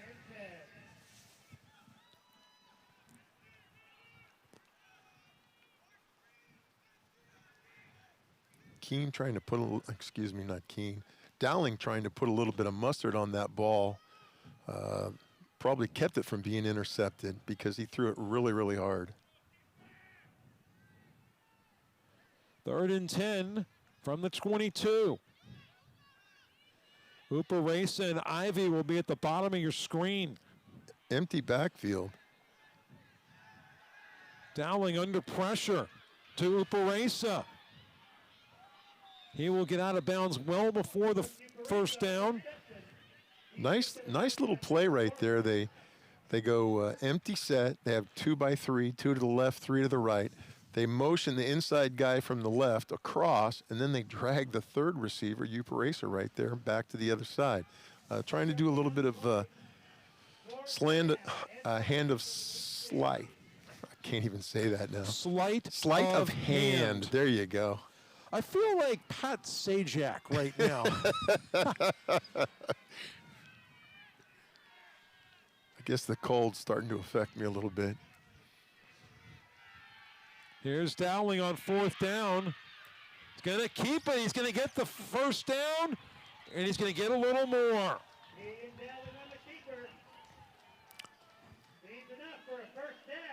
That's one thing that Dowling's been very good at doing, noticing that the defense is in coverage. They've got their backs to Dowling, and he just takes the ball, pulls the ball down when there's nobody to throw it to, and he's able to go ahead and run. Picks up 14 down to the 4.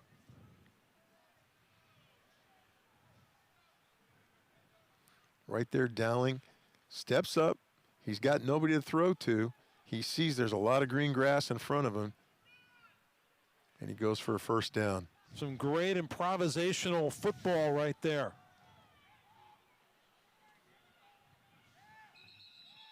And Reagans gets bullied. Derek Reagan's the ball carrier. He's hit by Joe Harbert, along with Chris Murray. That's a 2-yard loss to the 6. 2nd and goal. So that'll bring up 2nd and goal from the 6 after a loss of 2 for Reagans.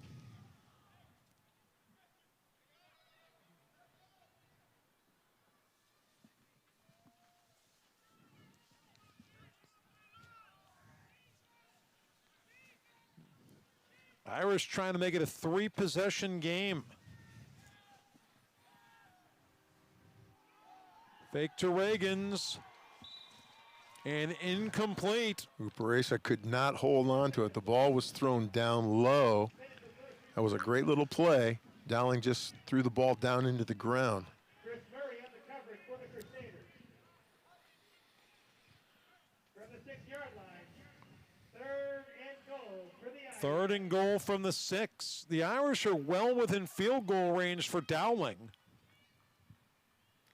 Not only that, they've got the wind to their back, so.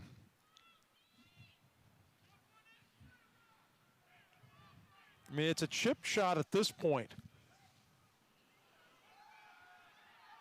Dowling in trouble again.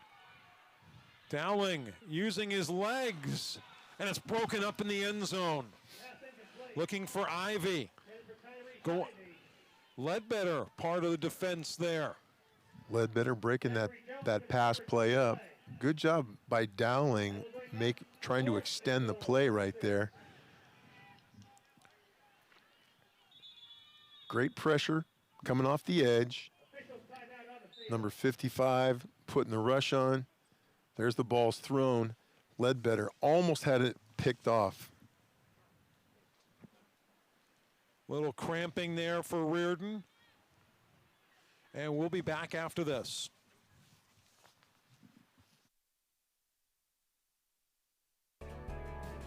One of our successes has always been able to find the B personalities, and the B personality just stands for Butler, which means fitting into our organization. We could have been a much bigger company if we had chosen to be, but it's been the philosophy of both myself, Bill, and the leadership team to stay at a size that we really know all of our team members and their family members. Because we're only as good as the team member sitting next to us.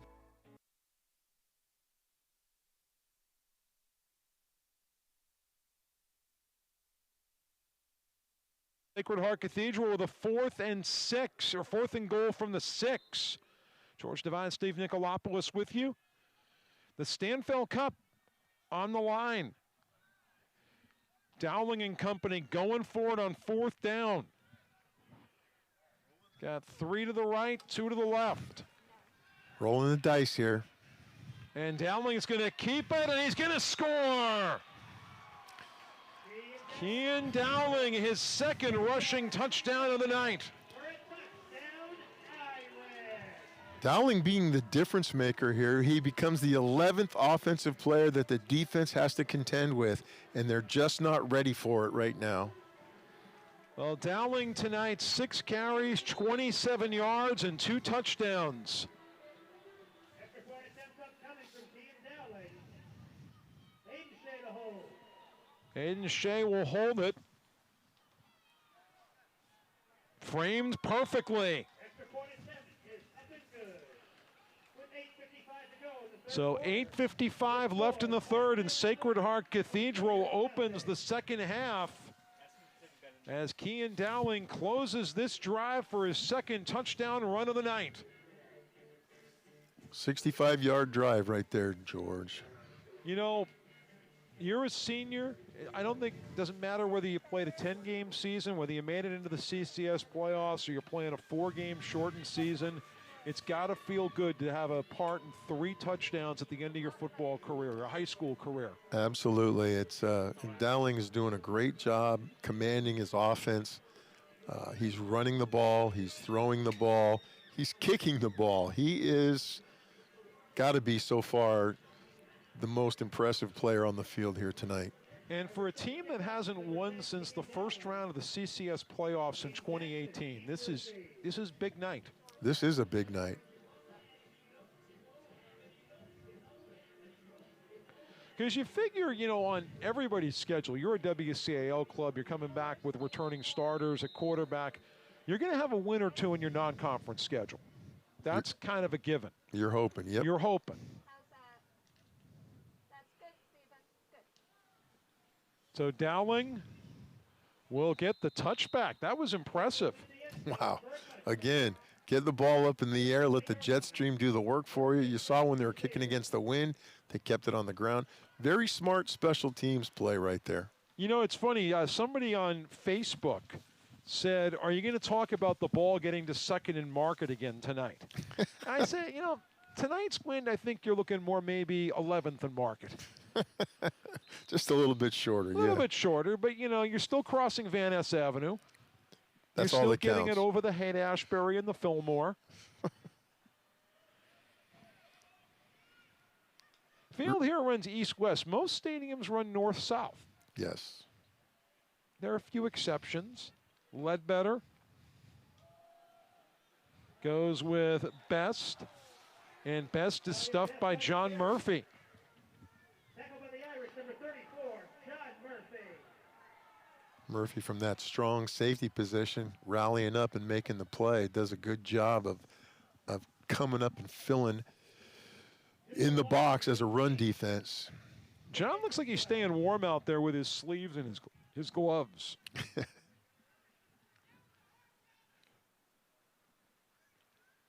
Riordan has got to be able to put something together here, or they're going to be in some big trouble. Hate to say that, but they got to go ahead and get a drive here.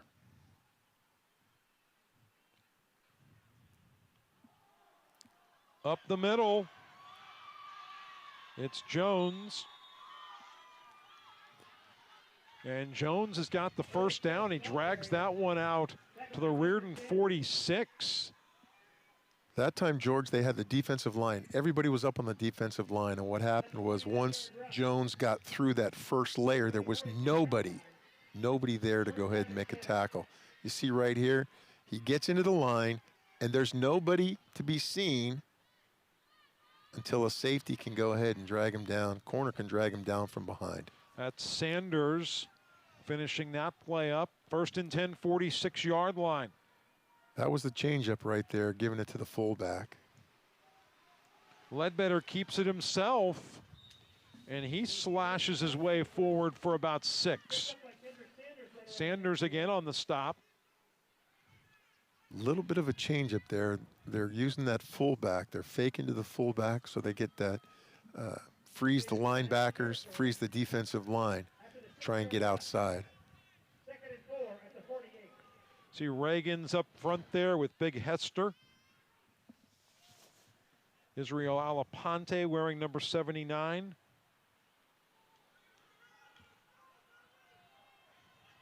One of the bigger lines Barry McLaughlin has had. Toss into the boundary, short side. That's going to be trouble. That's a loose ball. It looks like the Irish have it. They do. Mixon, I don't know if Mixon's the guy who recovered it, but he'll take credit for it. He came up with the ball. Here, you see right here, the back goes the wrong way. It's supposed to be a toss into the boundary, just like I said, but the back goes to the wide side of the field. That's just a mix-up right there by number 6, Aiden Jackson. You know, it gets very frustrating as a coach when you got the right play call and it's not executed properly. Mixon recovering it for Sacred Heart Cathedral. Ledbetter back to his spot on defense at safety. And Dowling and company with great field position. 1st and 10 from Riordan's 38. And a mix-up there. I don't think they were ready to have the ball back. They got the ball back so quick. So Dowling and company to talk things over. We'll have more when we return to Kezar.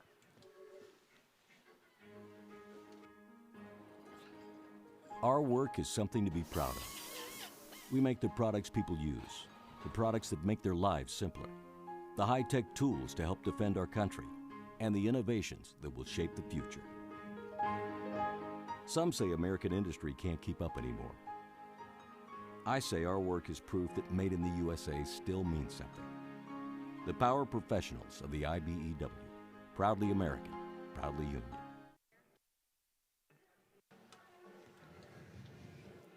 And so a cold night here at Kezar, and I was talking with Rose Stanfel, and we see the fans, a lot of them wearing gloves. Well, when Nick Stanfel coached Sacred Heart Cathedral in '91, a few months before he died, his uncle Dick was a coach with the Chicago Bears. He was the line coach for Mike Dick, and Dick sent Nick a pair of the gloves the Bears coaches wore on the sidelines, like when they went to Green Bay or Soldier Field.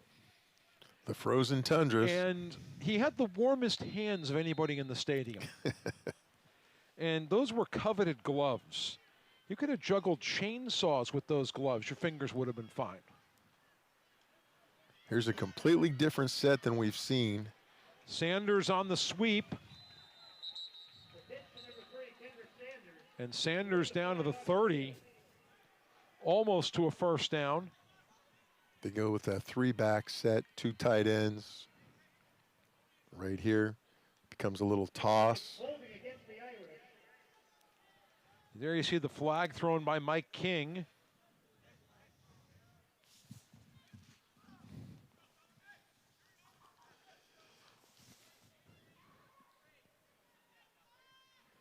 Now, because it's holding, it's from the spot of the foul. The ball moves it back to the 50.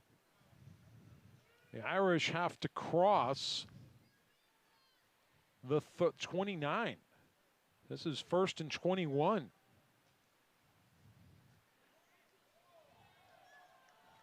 So Dowling wrangles his way forward for about 8. He's tackled around the 42-yard line by Chris Murray. Dowling with a little option right there. Going with a little double wing dive option there. They're running some Navy stuff now. The reason they're doing that is they're trying to eat up some clock. They want to go ahead and eat up some clock. They're 20-0 right now. If they can just go ahead and eat clock. And this is something the Fighting Irish, the situation they have been in a long time. Absolutely. Here you go again. Double wing.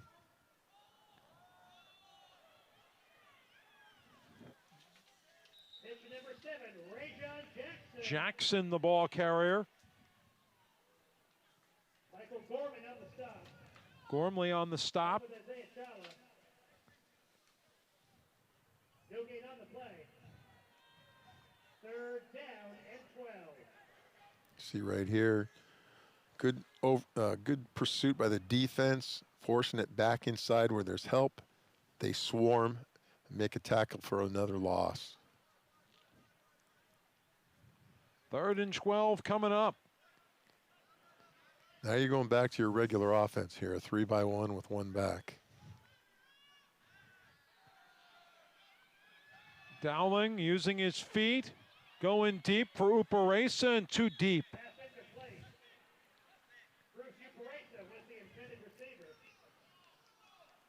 Dowling throws into double coverage right there. Uparesa had double coverage where Ivy was single covered. Dowling goes to Uparesa on the outside. You see double coverage right there. Ball just not catchable.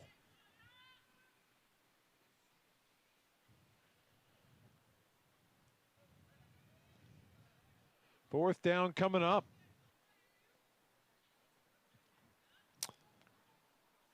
I believe this is Dowling's first punt of the night. Yeah. I mean, you're not punting until you're 7 minutes and 10 seconds into the third quarter. That's impressive. They got a 5-yard penalty.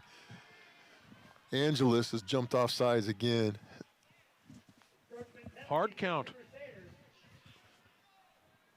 Still fourth down. Rotating a new unit in there. They're going to go ahead and go with a nice little pass route here. See right here, they come up right off the edge. Angeles makes contact. High school, you can't cross the line of scrimmage.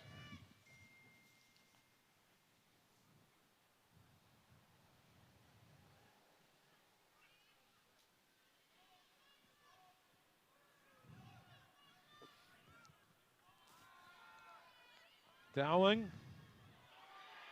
And he's picked off. Ledbetter. Ledbetter does a good job of reading that. Stepping in front of the receiver from the safety position and picking that off. Dowling just throws the ball. Nice throw by Dowling, but just a little bit too high, and there's nobody there except Ledbetter.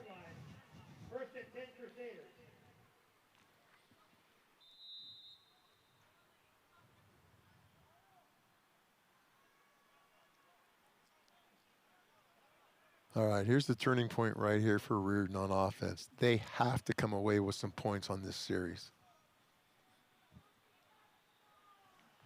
Because we've already seen Sacred Heart can run clock. They've proven that much.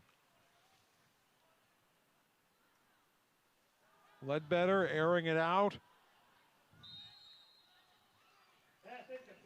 And incomplete. Morangi, his tight end, covered by Tyrese Ivy.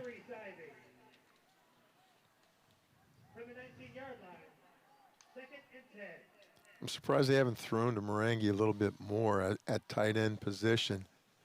When they flank him out like that, he's going to be covered by Ivy. If they kept him inside and run some routes up into that coverage, that cover 2 look in the middle of the field, might be wide open. But right now they're playing everybody up, single safety high.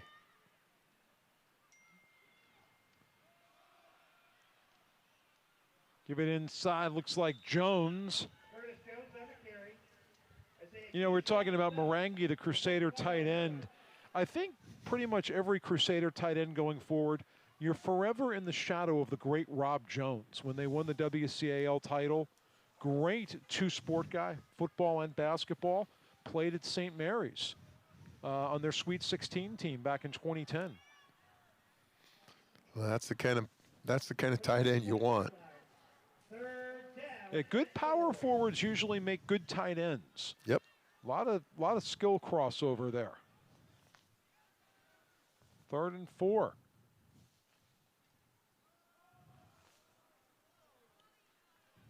And Jones picks up the first down. That's the kind of push you want to get with your offensive line, and Jones is doing a good job just following blocks. They can get a body on a body right there. They're going to pick up 3, 4, maybe even 5 yards a chunk.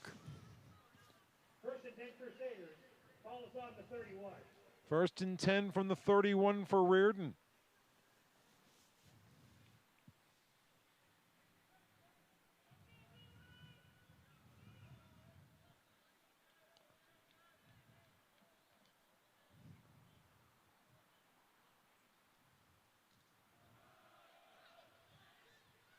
Ledbetter gives it to Jackson. Aiden Jackson, the ball carrier. Jackson picks up 4 yards. John Murphy. Murphy on the stop. Gets about 4 yards. Right here, there's a good job that give to the second back, the tailback. Your fullback does a kick out. Little hand to the face there against Murray, but he stays right in there. Sebastian Peoples did a great job on Jeffrey Hester, taking him out of the play. 2nd and 6. Here's where you run your play action right here.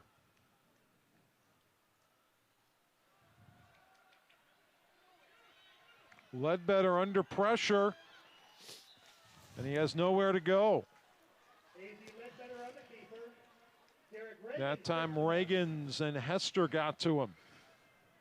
The Riordan offensive line has not been able to go ahead and pass block whatsoever. That's a 3-yard loss to the 33. Look at three green shirts in the backfield right there. Owen Daly, number 88, also part of that.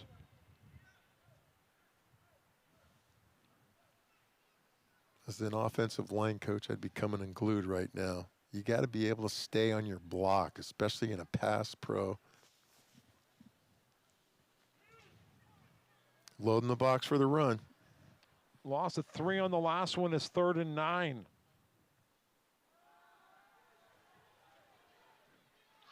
And Jackson holds on. Simi Morangi hanging on. Well, that's the guy you want to go to. He's a big tight end. He can go up and get the ball. You saw right there, he boxed out the defender. Right here, the ball's just thrown up. It's just a go-up play, and he boxes out the defender, high points it, brings it back down, and that was Aiden Shea on the defense. Morangi's got about a 4-inch height advantage right there. At least, and then Morangi can jump because he's a basketball player. And the guys who play down know exactly when to elevate. Timing, it's all there. You can't have an ollie without the oop. The ollie depends on the oop. Funny you should say alley-oop. They used to run that here in Kezar. R.C. Owens. That's right. Delay a game. I think that's one of my, if I could, restructure my life a little differently, I would have loved to have been old enough to remember a game at Kezar, a 49er game. I used to sit right over there in the towards the end zone section in the Christopher Milk section when I was a kid. My parents used to bring me up here with a milk carton. Me and my brother would sit over there in the Christopher Milk section for free. It was great. I loved it. My father was telling me that the kids from his neighborhood in the outer Richmond, they would start walking to the game. If they didn't have the milk tickets, they would start walking to the game in the first quarter with a transistor radio. And then they would find a way to get in after halftime. There was so many ways people got in. But you could walk here or take public transit here and find a way to get in. Right. It's great that they still have this here, though.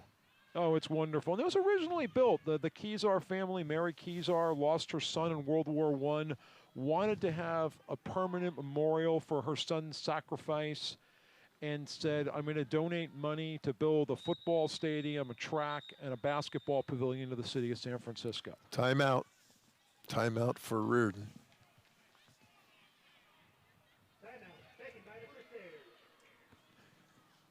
Timeout on the field and timeout as well. We'll be back after this.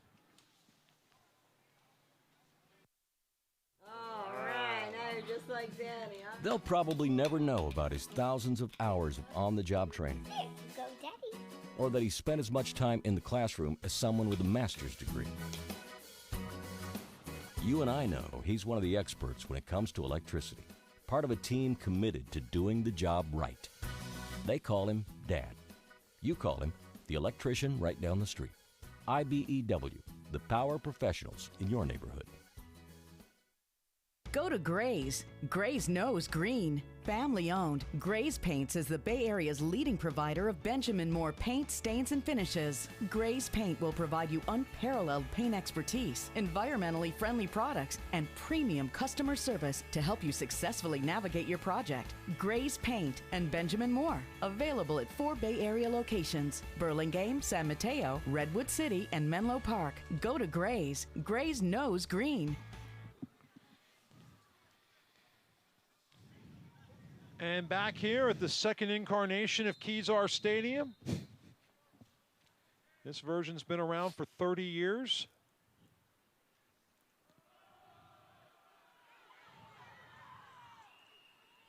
And that's Best going up the middle.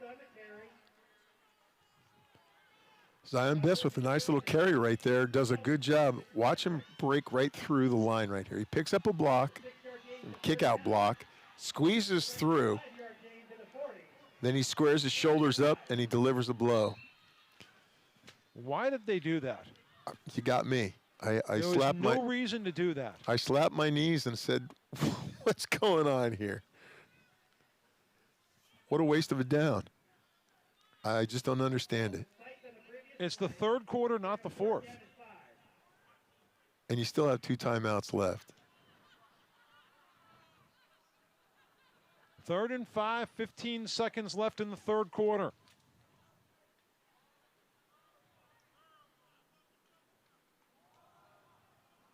Give it to Jones, his 10th carry of the night.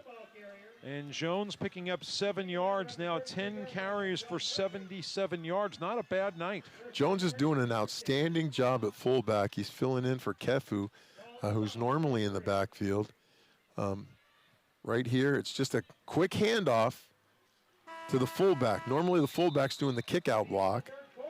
They just go ahead and run a dive. So we go to the fourth quarter, the final quarter of football for the season, especially for the seniors on both squads. Sacred Heart Cathedral trying to close out the victory.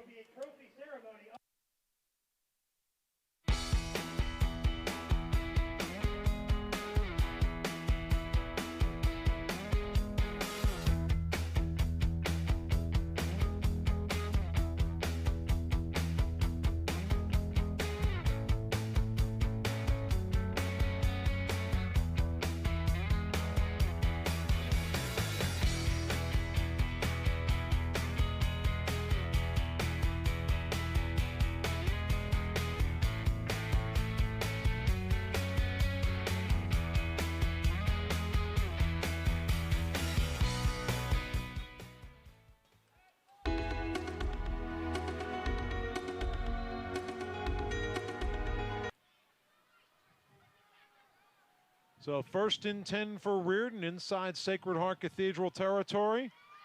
Here's Jones again. He gets 4 more yards.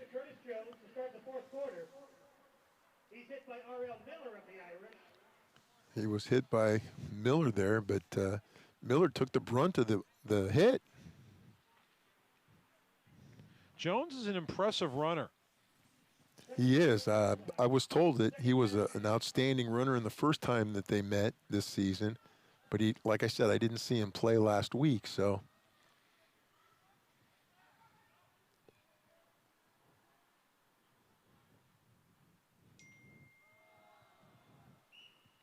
And Jones again on the belly dive. These quick hitters by Jones, giving it to the fullback, have been working because it doesn't allow the defense to get much penetration to make a tackle in the backfield on the tailback. I like what they're doing right here. Just taking the quick hit, chunk it away. Jeffrey Hester hoping to get some college looks. Probably going to play JUCO ball next year. But I think he'd be a great asset for any program. Whistles. And Best will have to turn around. Yep, it's going to go against the offense. Penalty is false start against the Crusaders. So instead of 3rd and 2, now it's 3rd and 8. Back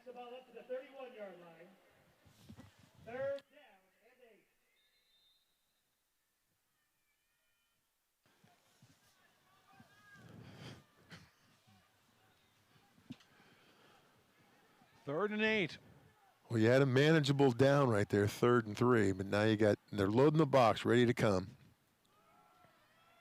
Pass stopped short. Well, you know, with Riordan tonight, Steve, we've seen a lot of great movement between the 30s. Yes, the but defense. Nowhere else. The defense stiffens up between the 30 and the goal line.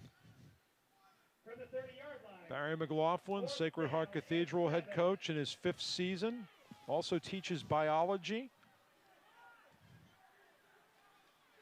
So Riordan grad from South San Francisco.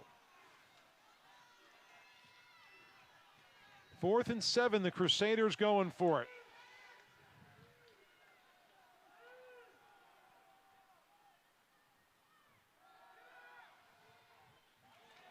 And that is short of the target. Not a very good throw by Aizen Ledbetter. You see his elbows down low when he's throwing that ball, and he's not getting a good delivery. That ball is dropping on him because his elbow is low. The Irish can take over on downs. And Steve, are we going to see more of that Navy set that they showed? I'm thinking they might try and run the ball with that double wing Navy look. Good call.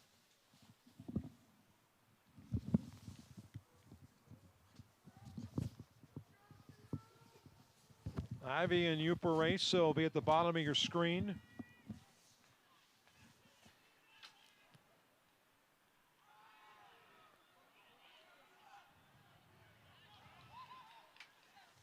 And the sweep play right there. Reverse pitch number 18 might be Kalanico. Kalanico.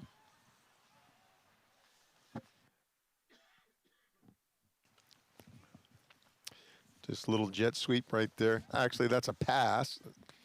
It's not a run. Kalanico just gets knocked backwards, and he goes right into our official right there, Roberto Lopez. Gormley launching the dominoes right there.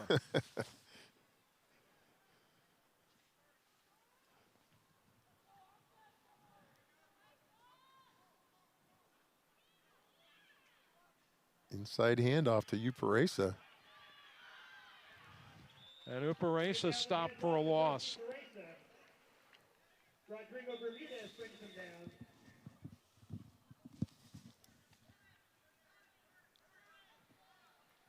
Sacred Heart is starting to feel it right now. Even though there's 10 minutes left, they're up by 20, and they're starting to feel pretty good about this lead. So they just want to go ahead and chip away at the clock. Something I've learned about Kezar over the years. If you are winning, it feels 10 degrees warmer than if you are losing at this point in the game. What if you're broadcasting? Well, you know, what do they say? The broadcaster always wins? That's what they told me. Well, I don't feel that warm right now. Dowling to Uparesa. And he's got the first down and plenty to spare. Uparesa drags it out toward the 47-yard line, a pickup of 24. Nice little deep drag right here. You see Uparesa coming from the 3rd receiver position. He just does a deep drag. He gets in front of the safeties over the top of the linebackers.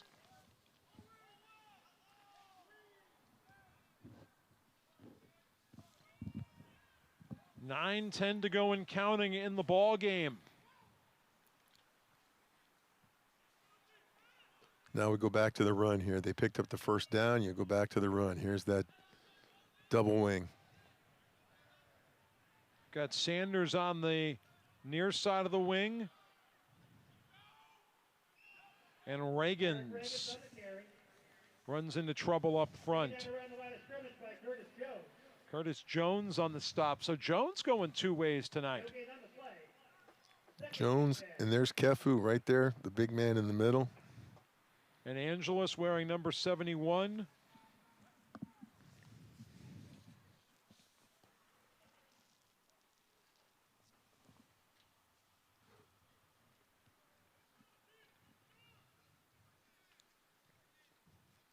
Double wing again. 2nd and 10 for the Irish.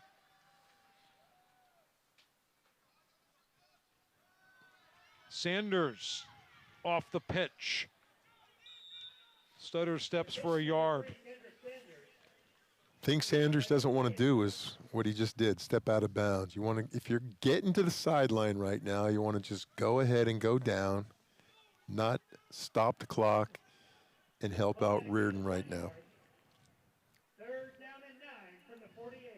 And wherever you land, if it's in bounds for Sacred Heart Cathedral, you want to get up like you are 30 years older and 50 pounds heavier. Yep, you take your time. Even though there's a 40-second clock, you go ahead and take your time. You want to use as much of that 40-second clock as possible.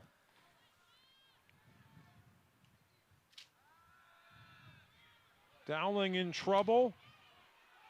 Dowling's got Hester blocking for him. And he's chased out of bounds. There's a flag. Kifu. There's a flag. And Dowling, I think he wants to get out of there. He's in a sea of white jerseys. He doesn't want to be over there right now. That's a town you want to vacate quickly. Get out of town. They chase him out of bounds. They tackle him out of bounds. And that's what he's upset about. So when he gets up, he kind of goes after number 20 right there. Number 20, Samuel Casey. Then he gets knocked backwards. By the way, just found out that Bruce Uparesa tonight, 6 catches, 137 yards. Wow. That's outstanding. Been a great target tonight for Dowling. Let's see what Mike King has to say. Unsportsmanlike conduct. They're going to offset. 4th down. You know, that's like, you ever watch the show Barney Miller? Yes. You know, they bring, you know, a couple people have been in a dispute into the 12th precinct, and, you know, Yamana and Wojo bring them in, and then they agree to drop charges against each other, and all is forgotten. That's going way back in the annals of television history. Timeless show. I only have 144 of them on my DVR.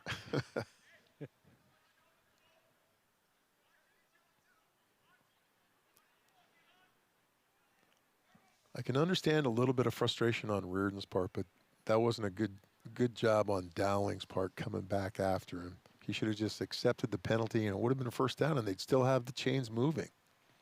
And that's exactly what Coach McLaughlin is talking to Mike King about. I think right there, Barry might be asking what exactly was said, or, you know,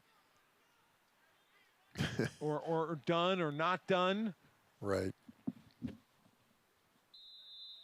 Dowling handles the punts. Ledbetter is the deep man. Only the 2nd punt tonight for Dowling. Into the wind. That one went. That was a net of minus half a yard, George. Net of minus 1/2 a yard. And that's exactly what it went off the shin. It went up into the jet stream. You see it going forward. Now all of a sudden watch it go backwards. Straight up. And it gets blown back. Then you get a bad bounce.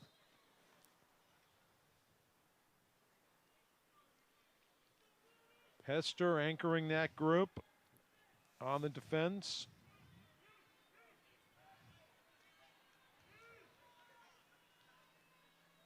First and 10, Riordan from the Sacred Heart Cathedral 45. Ledbetter to Jackson, and Reagans is there. Reagans was on the spot to go ahead and make that play. He didn't diagnose that. He does not diagnose it as a screen play. He's trying to get upfield. He just gets upfield late. He just happens to be right there when the ball's caught. That's a net loss of 2 for Riordan. Crusaders lost a lot of clock moving this, going between plays here. Well, that's going to happen when you go ahead and have your quarterback run to the sidelines and back out again. You're probably wasting about 20 seconds off of that 40-second clock. So I've never been a huge fan of it. no, I always had a back or a receiver bring the ball in so that we could go ahead and rotate receivers. Low snap. Morangi hangs on. The clock will keep running. Uparesa, who I think is the MVP tonight for Sacred Heart Cathedral in a lot of respects. I mean, Dowling has played a role in 3 scores, but Bruce has done it on both sides of the ball. Bruce is doing a great job here. Yeah, you can't, look at him chase down Morangi, the tight end. He does a great job on defense. He has done some things on offense as well. But, I'm going to argue with you, George. I think Dowling has been the X factor here so far on offense. He's done it with his arm. He's done it with his legs. And he's done it with a little help from his friends by being pushed into the end zone. Joseph Harbert being helped off the field. 6.5 minutes to go. Crusaders face a 3rd and 9.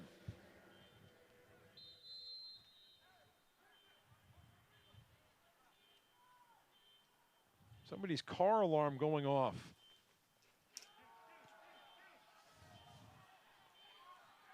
And that picked off. No, it's not, but Ivy had the coverage. Ivy and Keene both. Ivy and Keene, there's the ball right there. Ivy's going to go ahead and get it, but Keene's going to come in and knock it away. He defended his own man. Yep. That happens.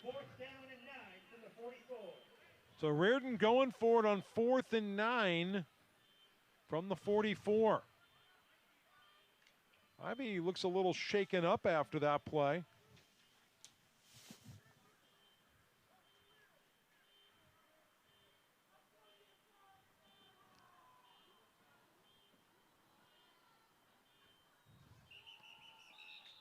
And a whistle and a flag. It's going to be another 5 yards. Procedure call. False start. False start penalty against the Crusaders. Backs the ball up to the 49. 4th down and 14. Riordan has not helped themselves much. Right there, you see the left side of the offensive line. The guard moves. Riordan has not helped themselves much on offense tonight. Now a 4th and 14. Crusaders continue to go for it.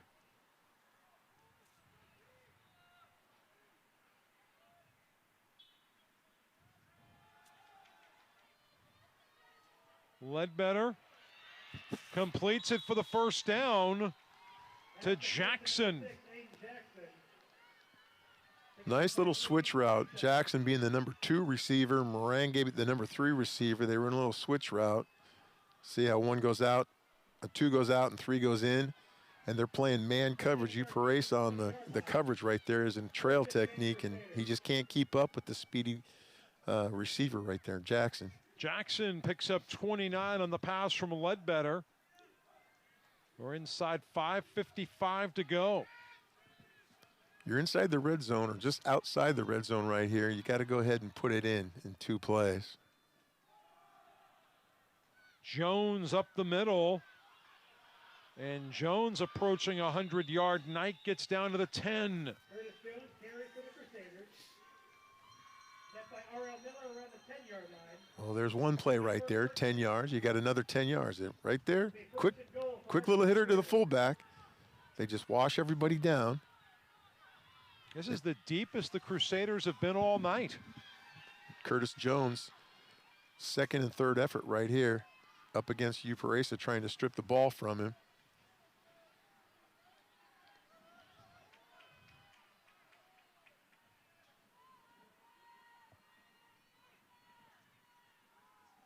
Fake to Jones.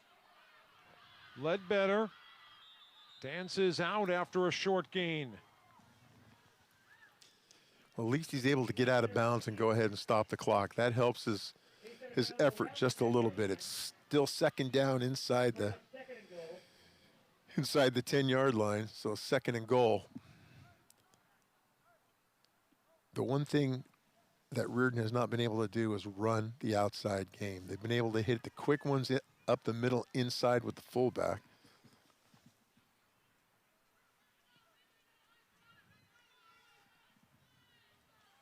Second and goal to go just inside the 10.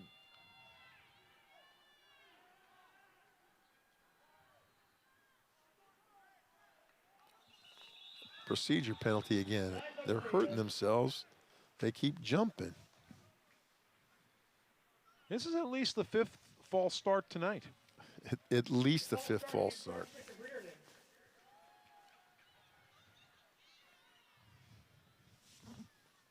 Back the ball up to the 15. Second and goal. Right here, look at this last play, 55 on number 14 right there. Nice little pancake block, and that's exactly what you have to do as an offensive lineman. You say pancake, I think of the great Orlando Pace. Yep. That was his specialty from Ohio State to the Rams. Picking guys up and putting them on their back, flat like a pancake. Little mix-up. Ledbetter still going. And a lot of work for about 4 yards. Mixon on the stop. He picked up 4, but he ran for 24. That's got to be really frustrating. The play got blown up right here at the very beginning, and Ledbetter has to go ahead and improvise. Tries to fake Uparesa. He does. He gets Uparesa to miss. He comes back outside, but he just trips over Reagans.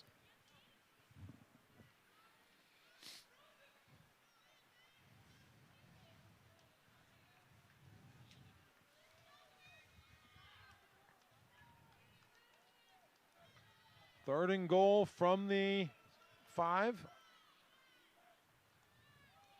Ledbetter. Muscles for about 2. Hester on the stop. Ledbetter reached the ball out. I almost thought it was going to get knocked away. He's got to be careful handling that ball at the 2-yard line. You can't reach 2 yards and get a touchdown like that. Crusaders have used almost a minute and a half since they got the first down at the 10-yard line. I mean, this is kind of crazy to think about.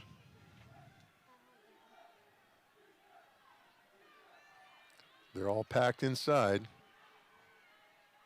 Ledbetter denied at the goal line. Oh my goodness. What a goal line stand.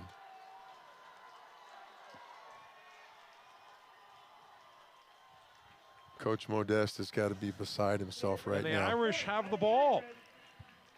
That results in a turnover on down. Right here. First and 10. Ledbetter gets outside. He tries to turn in. I don't see who that is. That's 34. John Murphy. Murphy stands him up and waits for the cavalry to come and help him.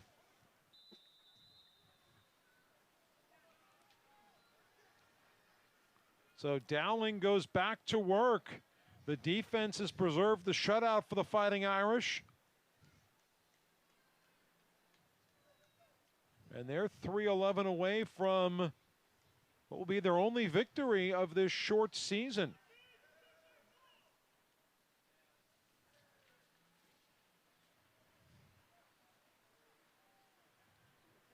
Dowling will keep it out over the middle, and now it's time to get up slowly. Dowling's just trying to go ahead and get a little bit of room to where he can go ahead and do something. I think we're going to get a new quarterback in here. Dowling coming out. Yeah, the Irish are going to make a change right here. Nope. I see Dowling going back in. I'm sorry. Dowling's going back. He just came out to go ahead and get the play. But we do have some new numbers in here. Kevin Hernandez is in there, number 14. Yeah, Hernandez listed as a tight end and a back.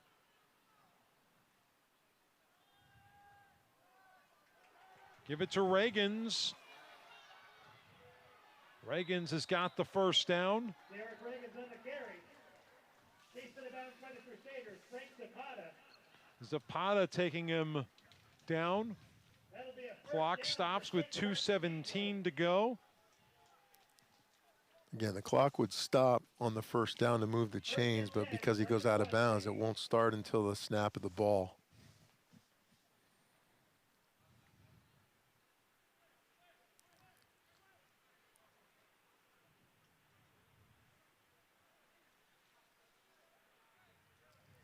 First and 10 from the 20.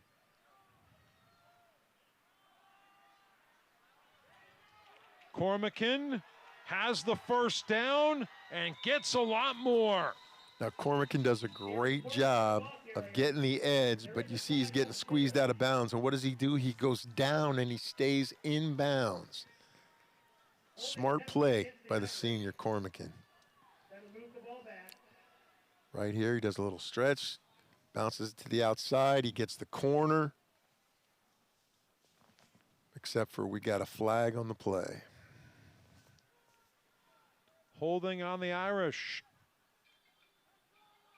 And that, my friends, is why he got the corner. Yeah, Cormican's kind of had a Rodney Dangerfield sort of night. He's had some tough plays. It would have been nice to see him get a big run. Well, he did get a good run right there. I didn't see the hold, but the officials did.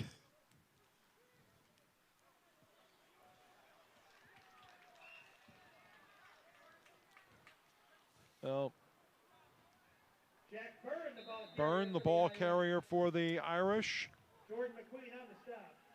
Officials timeout on the field. There's a Crusader down.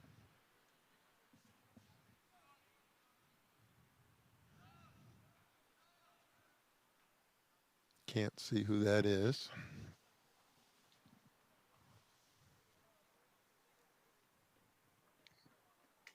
That's Mackay Hunt. I mean, that's not Hunt. Patrick Zamora, 20? No, 20, Samuel Sam Casey. Sam Casey. Let's hope Sam's okay.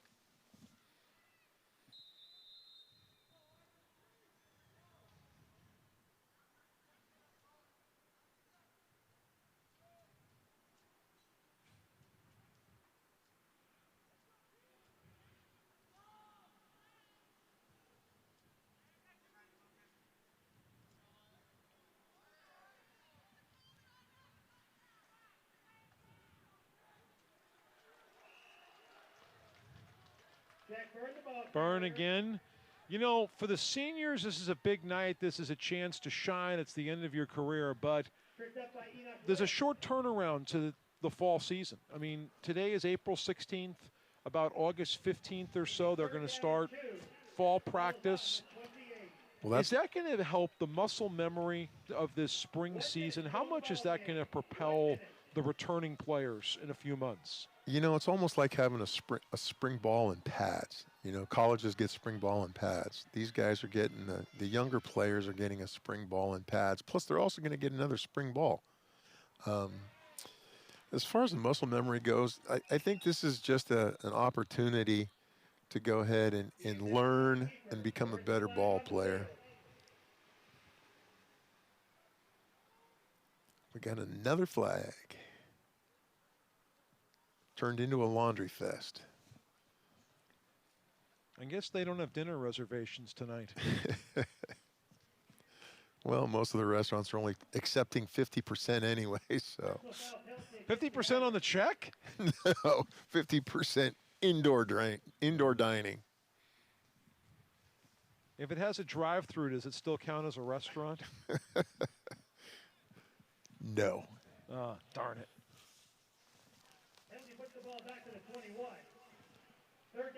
The Irish right here can snap it and then sit on it.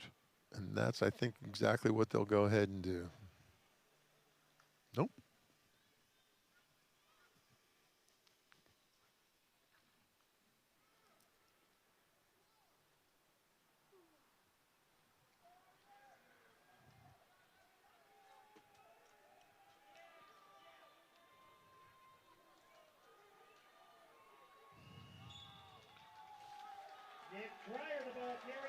Dreyer, the ball carrier, and that'll do it for the season. Sacred Heart Cathedral wins for the first time since 2018 in the Stanfel Cup. Goes to the Fighting Irish. And Steve, you know, this rivalry doesn't get the headlines and the accolades of the Sacred Heart St. Ignatius rivalry, but if you're from San Francisco, if you're part of either of these schools, it's just as special. No, it's bragging rights for the city. Most of these young players, and I say young players because they're all younger than both you and I, George, they grew up together. They went to school together. They still know each other on a personal basis. Even though they go to different schools, they're still, some of them are still good friends. So for them to go ahead and have the bragging rights, that's extremely important. Yeah, and you know, we were talking to both coaches during the middle of the week, and they were saying, yeah, I mean, a lot of our guys went to grammar school together. They played club sports together. And I think part of the mission of both of these schools, going forward, they're going to serve our world together. That's exactly what they're taught to do. And Nick Stanfel, somebody who served others and did so while he suffered himself battling brain cancer when he coached at Sacred Heart Cathedral, but set a great example as a football coach and also as a teacher and a newspaper moderator. He got his love for newspapers delivering the Chronicle in the morning. So he shared that love. And this is always a special ceremony at the end of the Stanfel Cup game where Nick's family, his sisters, will be out there. I don't know if his mother is present tonight, but they are going to present the trophy. And you see the coaches asking the players to be quiet, and I see Rose and Angela out there. And here comes here's the trophy.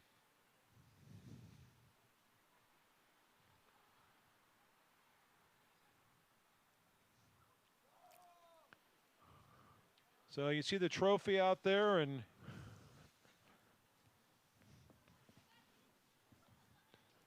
yeah, you see Phil Freed out there with Stanfeld's sister. And usually Nick's loved ones say a few words to players. We learned at halftime that his mom always roots for Riordan. His sisters play Switzerland. It's got to be a very emotional moment for them to be able to go ahead. There's Rose. You talked to her last night. You know, she's going to, as you said, she's talking to both teams, telling them what it means to them, having this opportunity to celebrate their brother and what he did for both of these schools. And, you know, we said this during the halftime interview, but, you know, I went to Sacred Heart. Nick went to Riordan. We all know a lot of people who went to the two schools. There is a rivalry.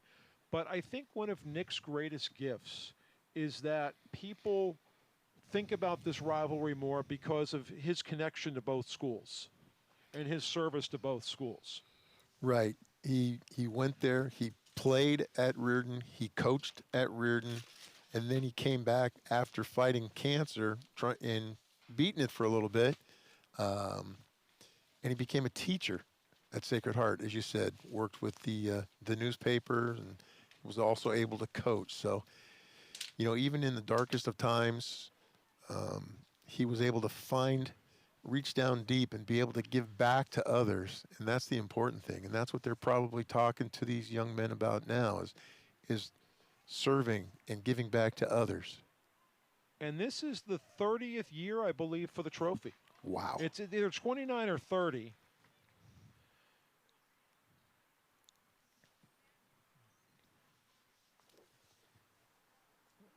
And the trophy, we can't see the side of it with Nick's picture on it, but a beautiful picture of him when he played for Cal Lutheran, the Kingsmen. Yep, down in Thousand Oaks, there Cal you Lu. can see the picture of him on the front. And that's Grant Garlow, the offensive lineman. Very fitting that an offensive lineman accept the trophy about an offensive lineman. And the Fighting Irish have the bragging rights, and they can hoist the Stanfel Cup. And for the seniors, This is their last memory of being on a football field in pads. Great memory if you're in green. It's a great opportunity if you were in white. Just a wonderful moment to celebrate two great schools and one exceptional man. Well, he's looking down upon these young men and thanking them for keeping his memory alive. It lives every day, and Nick, we all miss you, and we all love you. And I don't think there's a better way to end a season than to have two rivals meet for such a special prize. So that will do it for our broadcast tonight. Thanks for joining us for this truncated football season. On behalf of Steve Nicolopoulos and our entire crew, this is George Devine wishing a very pleasant good evening from Kezar. We hope to see you soon when prep football returns in the fall, when we ought to play it. But hey, we're grateful for the season we got to witness this year. We're real excited to see the great efforts of these young men for Sacred Heart Cathedral and Archbishop Riordan. Ian Dowling knowing how to go out in style. The Fighting Irish quarterback, part of 3 touchdowns tonight. He threw for 1, he carried for 2, and he's got something to remember the final night he dressed for the Fighting Irish. So Sacred Heart Cathedral gets the Stanfel Cup back, and both Riordan and Sacred Heart look to build for the future. Thanks for joining us tonight. Have a great weekend, and we'll see you soon. The Stanfel Cup going back to Sacred Heart Cathedral.